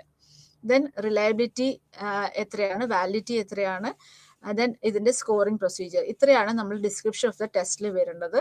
സോ EPQ എന്ന് പറയുന്ന ടെസ്റ്റ് ഹൈലി റിലയബിൾ ആയിട്ടുള്ള ടെസ്റ്റ് ആണ്. നമ്മൾ നോക്കുക ഇതിന്റെ ടെസ്റ്റ് റേറ്റസ്റ്റ് കോറിലേഷൻ 0.78, 0.89, 0.86 ആൻഡ് 0.84 ഇത്രയും വരുന്നുണ്ട്. പിന്നെ ഐസൻഗ് പേഴ്സണാലിറ്റി ടെസ്റ്റിൽ ലൈവ് സ്കോർ വരുന്നുണ്ട്. ലൈവ് സ്കോർ ഇത്ര എണ്ണത്തിൽ മുകളിൽ വന്നിട്ടുണ്ടെങ്കിൽ നമുക്ക് ഈ ഒരു ടെസ്റ്റിന്റെ റിസൾട്ട് വാലിഡ് ആയിട്ട് നമുക്ക് കണക്കാക്കാൻ സാധിക്കില്ല. സോ അപ്പോൾ ആ ഒരു ടെസ്റ്റ് ആ വ്യക്തിക്ക് സ്യൂട്ടബിൾ ആയിട്ടുള്ള ഒരു ടെസ്റ്റ് അല്ല എന്ന് നമ്മൾ മനസ്സിലാക്കണം. അതുപോലെ വാലിഡ് ആയിട്ടുള്ള ഒരു ക്വസ്റ്റനെയർ ആണ് എന്ന് നമ്മൾ പറയുന്നത് ഇന്റേണൽ കൺസിസ്റ്റൻസി 0.70 വരുന്നുണ്ട്. ഓക്കെ, സോ ഈ പറഞ്ഞ ഞാൻ നേരത്തെ പറഞ്ഞു ഈ ക്വസ്റ്റനെയറിൽ 90 ക്വസ്റ്റ്യൻസ് ആണ് ഉള്ളത്. അപ്പൊ ഈ ക്വസ്റ്റ്യൻസിൽ നമ്മൾ മെഷർ ചെയ്യുന്നത് 3 ഡയമെൻഷൻസ് ആണ്. Extroversion, introversion, then neuroticism and psychoticism. അതുപോലെ ലൈഫ് സ്കെയിൽ കൂടിയുണ്ട്. ലൈഫ് സ്കെയിൽ ആണ് ഈ ഒരു ടെസ്റ്റ് വാലിഡ് ആണ്, എക്സാമിനിയുടെ അല്ലെങ്കിൽ പാർട്ടിസിപ്പന്റ് റെസ്പോൺസസ് വാലിഡ് ആണോ അല്ലയോ എന്ന് അസസ് ചെയ്യാൻ വേണ്ടിയിട്ടാണ് നമ്മൾ ലൈഫ് സ്കെയിൽ ഉപയോഗിക്കുന്നത്. സോ ഈ EPQന്റെ ക്വസ്റ്റനെയറിൽ യെസ് ഓർ നോ എന്ന് പറഞ്ഞ റെസ്പോൺസസ് ആണ് വരേണ്ടത്. അപ്പം ഇതിൽ ഏതാണ് ക്വസ്റ്റ്യൻ നമ്മൾ വായിച്ചിട്ട് ഓരോ ക്വസ്റ്റ്യൻ നമ്മൾ വായിക്കുക, ക്വസ്റ്റനെയർ നമുക്ക് തരും. ആ ക്വസ്റ്റനെയർ വായിച്ചതിന് ശേഷം ഒരു ക്വസ്റ്റ്യൻ നമ്മൾ വായിക്കുക, അതിന് നമുക്ക് യെസ് ഓർ നോ എന്നുള്ള ഉത്തരമാണ് നമ്മൾ അതിനകത്ത് കൊടുക്കേണ്ടത്. അതിനനുസരിച്ച് ഫൈനലാണ് നമ്മൾ സ്കോറിംഗ് തീരുമാനിക്കുക. സോ ഈ ഒരു ടെസ്റ്റ് 16 വയസ്സും അതിന് മുകളിലും ഉള്ള ആളുകൾക്കാണ് നമ്മൾ ഈ ഒരു ടെസ്റ്റ് ഉപയോഗിക്കുക. ടെസ്റ്റ് ഇൻഡിവിജ്വൽ ടെസ്റ്റ് ആയിട്ടും അതുപോലെ ഗ്രൂപ്പ് ടെസ്റ്റ് ആയിട്ടും നമുക്ക് ഉപയോഗിക്കാവുന്നതാണ്. ദെൻ അടുത്തത് മെറ്റീരിയൽസ് റിക്വയർഡ് ആണ്. അപ്പൊ മെറ്റീരിയൽസ് ഈ ഒരു ടെസ്റ്റിൽ വരുമ്പം ക്വസ്റ്റനെയർ ഉണ്ടാവും, ദെൻ റൈറ്റിംഗ് മെറ്റീരിയൽസ് ആണ് വരിക. ദെൻ പാർട്ടിസിപ്പന്റിന്റെ പ്രൊഫൈൽ, എക്സ്പെരിമെന്റൽ പ്രൊഫൈൽ. ഇപ്പൊ നിങ്ങളാണ് ടെസ്റ്റ് ചെയ്യുന്നതെങ്കിൽ നിങ്ങളാണ് എക്സ്പെരിമെന്റ്, നിങ്ങളുടെ അടുത്ത് ആരാണോ ഈ ഒരു ടെസ്റ്റിന് വിധേയമാകുന്നത് അവരാണ് പാർട്ടിസിപ്പന്റ് എന്ന് പറയുന്നത്. ദെൻ പ്രൊസീജിയർ ആൻഡ് അഡ്മിനിസ്ട്രേഷൻ, എങ്ങനെയാണ് ഈ ടെസ്റ്റ്, അത് ആ ഇൻസ്ട്രക്ഷൻസ് മാനുവലിൽ തന്നിട്ടുണ്ടാവും. ആ ഇൻസ്ട്രക്ഷൻസ് നമ്മൾ ക്ലിയർ ആയിട്ട് അവരുടെ അടുത്ത് പറഞ്ഞു കൊടുക്കുക. ദെൻ അതിനുശേഷം നമുക്ക് കിട്ടുന്നത് ഒരു റോ സ്കോർ ആയിരിക്കും നമുക്ക് കിട്ടുക. ആ റോ സ്കോർ കഴിഞ്ഞിട്ട് അതിനെ കൺവേർട്ട് ചെയ്ത് നമ്മൾ സ്റ്റെൻ സ്കോർ ആക്കുക. സ്റ്റെൻ സ്കോറിനെ ബേസ് ചെയ്തിട്ടാണ് നമ്മളുടെ ഇന്റർപ്രിട്ടേഷൻ വരുന്നത്. സോ റോ സ്കോർ നമ്മൾ എഴുതുന്നത്, സ്റ്റെൻ സ്കോർ എഴുതണം, അതുപോലെ തന്നെ ലൈവ് സ്കോറും നമ്മൾ എഴുതിയിരിക്കണം. ദെൻ അടുത്തത് ഡിസ്കഷൻ ആണ് വരുന്നത്. റിസൾട്ടിന് ശേഷം ഡിസ്കഷൻ ആണ്. സോ ഡിസ്കഷൻ എന്ന് പറയുന്നത് it's based on the results that we get from the participant. So discussion എഴുതുമ്പോൾ നമ്മൾ 3 പാരഗ്രാഫ്സിലാണ് നമ്മൾ ഡിസ്കഷൻ എഴുതുക.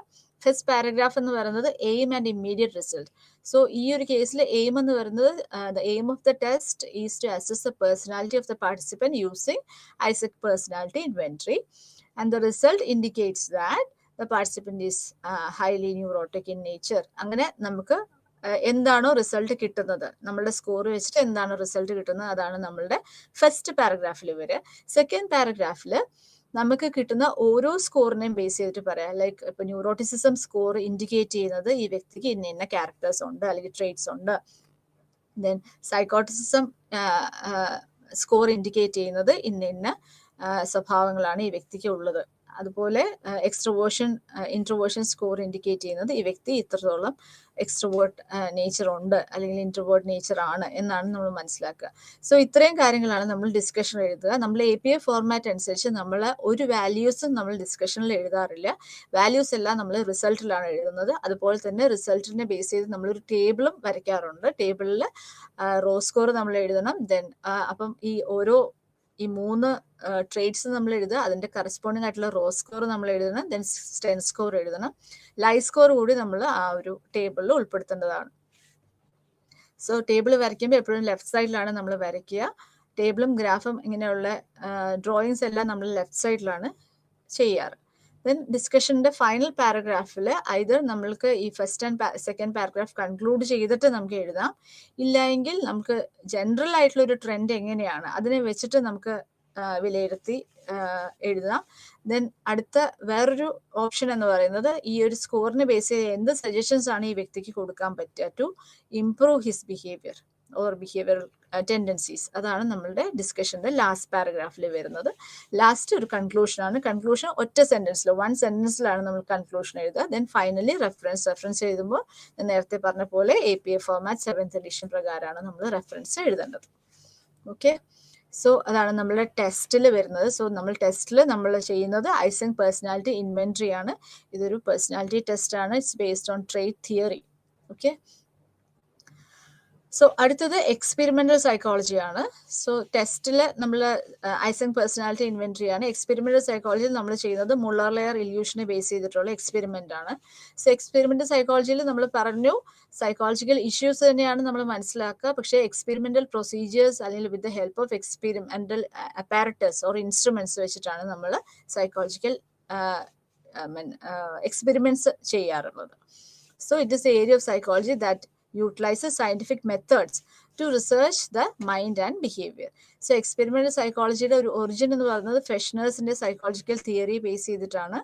ദെൻ ഒരു ഫസ്റ്റ് സൈക്കോളജിക്കൽ ലബോറട്ടറി എസ്റ്റാബ്ലിഷ് ചെയ്തത് 1879 ലിപ്സിക് ജർമ്മനിയിലാണ് ആ ഒരു സൈക്കോളജി ലബോറട്ടറി സ്റ്റാർട്ട് ചെയ്തത് ബൈ വില്യം വൂണ്ട്. വില്യം വൂണ്ടിനെയാണ് നമ്മൾ ഫാദർ ഓഫ് എക്സ്പെരിമെന്റൽ സൈക്കോളജി എന്ന് നമ്മൾ പറയാറ്. So, with the help of experiments, psychologists have successfully investigated complex human and animal behavior, predict behavior with a good deal of accuracy, and have been able to improve behavior in real life situations. So, Weber, Fechner, Galton, William Wundt, Hermann Ebbinghaus, Thorndike, Pavlov ഇവരൊക്കെയാണ് main പ്രൊപ്പണൻസ് എന്ന് നമ്മൾ പറയാൻ പറ്റുന്നത് experimental സൈക്കോളജിയിൽ. So experimental സൈക്കോളജിയിൽ നമ്മൾ പല techniques ഉപയോഗിച്ചിട്ട് നമ്മൾ ബിഹേവിയർ തെറപ്പി ടെക്നിക്സ് നമ്മൾ ഉപയോഗിക്കാറുണ്ട്, ബിഹേവിയർ മോഡിഫിക്കേഷൻസ് ഉപയോഗിക്കാറുണ്ട്. സോ ഇത്തരത്തിലുള്ള ടെസ്റ്റുകൾ നമ്മൾ ഹോസ്പിറ്റൽസ് അല്ലെങ്കിൽ ക്ലിനിക്കൽ സെറ്റിംഗ്സ്, കറക്ഷണൽ ഹോംസ്, പ്രിസൺസിലെല്ലാം നമ്മൾ ഇത്തരത്തിലുള്ള ടെസ്റ്റുകൾ ചെയ്യാറുണ്ട്. സോ ഇതിന്റെ ആപ്ലിക്കേഷൻസ് ഈ ഒരു എക്സ്പെരിമെന്റൽ സൈക്കോളജിയുടെ ഫൈൻഡിങ്സ് വെച്ചിട്ട് നമ്മൾ ഫാക്ടറീസ്, ഓഫീസസ്, ഹോസ്പിറ്റൽ, സ്കൂൾസ് ഇതിലെല്ലാം ഈ ഫൈൻഡിങ്സ് നമ്മൾ ഉപയോഗപ്പെടുത്താറുണ്ട്. സോ ഫസ്റ്റ് നമ്മൾ ചെയ്യുന്ന എക്സ്പെരിമെന്റ് എന്ന് പറയുന്നത് മുള്ളർ ലെയർ ഇല്യൂഷൻ ആണ്. സോ മുള്ളർ ലെയർ ഇല്യൂഷൻ എക്സ്പെരിമെന്റിൽ നമ്മൾ ആദ്യം മുള്ളർ ലെയർ ഇല്യൂഷൻ നമ്മൾ ടൈറ്റിൽ എഴുതണം. ദെൻ അതിന്റെ എക്സ്പെരിമെന്റ് നമ്പർ എത്രയാണെന്ന് എഴുതണം, പേജ് നമ്പർ ഇട്ടിരിക്കണം. ദെൻ ഇൻട്രൊഡക്ഷൻ ആണ് എഴുതേണ്ടത്. ഇൻട്രൊഡക്ഷൻ എഴുതുമ്പോൾ ഇല്യൂഷൻ എന്താണെന്ന് എഴുതുക, ഫോൾസ് പെർസെപ്ഷൻ ഇല്യൂഷൻ എന്താണെന്ന് എഴുതുക, പല തരത്തിലുള്ള ഇല്യൂഷനെ പറ്റിയിട്ട് എഴുതുക. Then theories behind illusion, for example eye movement theory, Pragnanz theory, perspective theory, confusion theory, ഇങ്ങനെ പല തിയറീസും ഉണ്ട്. സോ ആ തിയറീസിനെ പറ്റിയിട്ടും നിങ്ങൾ ഇൻട്രൊഡക്ഷനിൽ എഴുതിയിരിക്കണം. Then comes the procedure. Procedure to determine the extent of visual illusion in the Muller layer illusion apparatus by using the method of average error. Method of average error, method of constant stimuli, ഇങ്ങനെ പല principles ഉണ്ട്, psychophysical methods ഉണ്ട്. So Muller layer ഇല്യൂഷനിൽ നമ്മൾ method of average error പ്രകാരമുള്ള ഒരു illusion, ഒരു average എററിനെ വെച്ചിട്ടുള്ള ഒരു ഇല്യൂഷൻ എത്രത്തോളം ഉണ്ട് എന്നുള്ളതാണ് നമ്മൾ മനസ്സിലാക്കുന്നത്. വിഷ്വൽ ഇല്യൂഷൻ, അതായത് ഒരു വ്യക്തി എത്രത്തോളം ഈ ഒരു മുള്ളർ ലെയർ ഇല്യൂഷനോട് സസെപ്റ്റബിൾ ആണ് എന്നുള്ളതാണ് നമ്മൾ ഈ ഒരു പ്രോബ്ലത്തിലൂടെ ഈ ഒരു എക്സ്പെരിമെന്റിലൂടെ മനസ്സിലാക്കുന്നത്. സോ മുള്ളർ ലെയർ ഇല്യൂഷൻ എന്ന് പറയുമ്പോൾ 2 ഹൊറിസോണ്ടൽ ലൈൻസ് ആണ് അതിനകത്ത് വരുന്നത്. നിങ്ങൾക്ക് അറിയാം, ഓർമ്മയുണ്ടെന്ന് വിചാരിക്കുന്നു. സോ 2 ഹൊറിസോണ്ടൽ ലൈൻസിലാണ്. അത് ഒരെണ്ണം സ്റ്റാൻഡേർഡ് സ്റ്റിമുലസും അടുത്തത് വേരിയബിൾ സ്റ്റിമുലസും ആണ്. സോ സ്റ്റാൻഡേർഡ് സ്റ്റിമുലസ് വരുന്നത് ആരോ ഹെഡഡ് ആയിരിക്കും, വേരിയബിൾ സ്റ്റിമുലസ് എന്ന് പറയുമ്പോൾ ഫെദർ ഹെഡഡ് ആയിരിക്കും. സോ ഈ 2 ലൈനും ഈക്വൽ ലെങ്ത് ആയിരിക്കും. പക്ഷേ ഫെദർ ഹെഡഡ് ലൈൻ നമ്മൾ പെർസീവ് ചെയ്യുന്നത് ലോങ്ങർ ആയിട്ടായിരിക്കും ആരോ ഹെഡഡ് ലൈനിനെ വെച്ച് നോക്കുമ്പോൾ. ഈ ഒരു നമ്മൾ പെർസെപ്ഷനിൽ വരുന്ന ആ ഒരു എററിനെയാണ് നമ്മൾ മുള്ളർ ലെയർ ഇല്യൂഷൻ എന്ന് പറയുന്നത്. So the participant adjust S V എന്ന് പറയുന്നത് variable stimulus. Standard stimulus arrow headed line അങ്ങനെ തന്നെ നിൽക്കുന്നു. അതിനോട് മാച്ച് ചെയ്യുന്ന രീതിയിൽ അതിന് അതേ സെയിം ലെവലിൽ ആവുന്ന നമ്മളുടെ തോന്നൽ എവിടെയാണ് വരുന്നത് അവിടെ വെച്ചിട്ട് നമ്മൾ സ്റ്റോപ്പ് ചെയ്യുന്നു. എന്നിട്ട് നമ്മൾ അതിന്റെ മെഷർമെന്റ് എടുക്കുന്നു. അതിൽ നിന്ന് നമുക്ക് മനസ്സിലാക്കുന്നു എത്ര എറർ ഉണ്ട്, ഈ വ്യക്തി എത്ര വൈകിയാണ് മനസ്സിലാക്കുന്നത് എന്നുള്ളത്. ആ ഒരു എറർ, ആ ഒരു ഡിഫറൻസ് ആണ് നമ്മൾ മനസ്സിലാക്കുന്നത്. ആ ഡിഫറൻസ് അല്ല, ആ ഒരു എററിന്റെ ആവറേജ് എടുത്തിട്ടാണ് നമ്മൾ ഒരു ഫൈനൽ ഈ വ്യക്തിയുടെ ഒരു സസെപ്റ്റിബിലിറ്റി മനസ്സിലാക്കുന്നത്. So the participant adjusts SV till he or she perceives the two lines to be equal.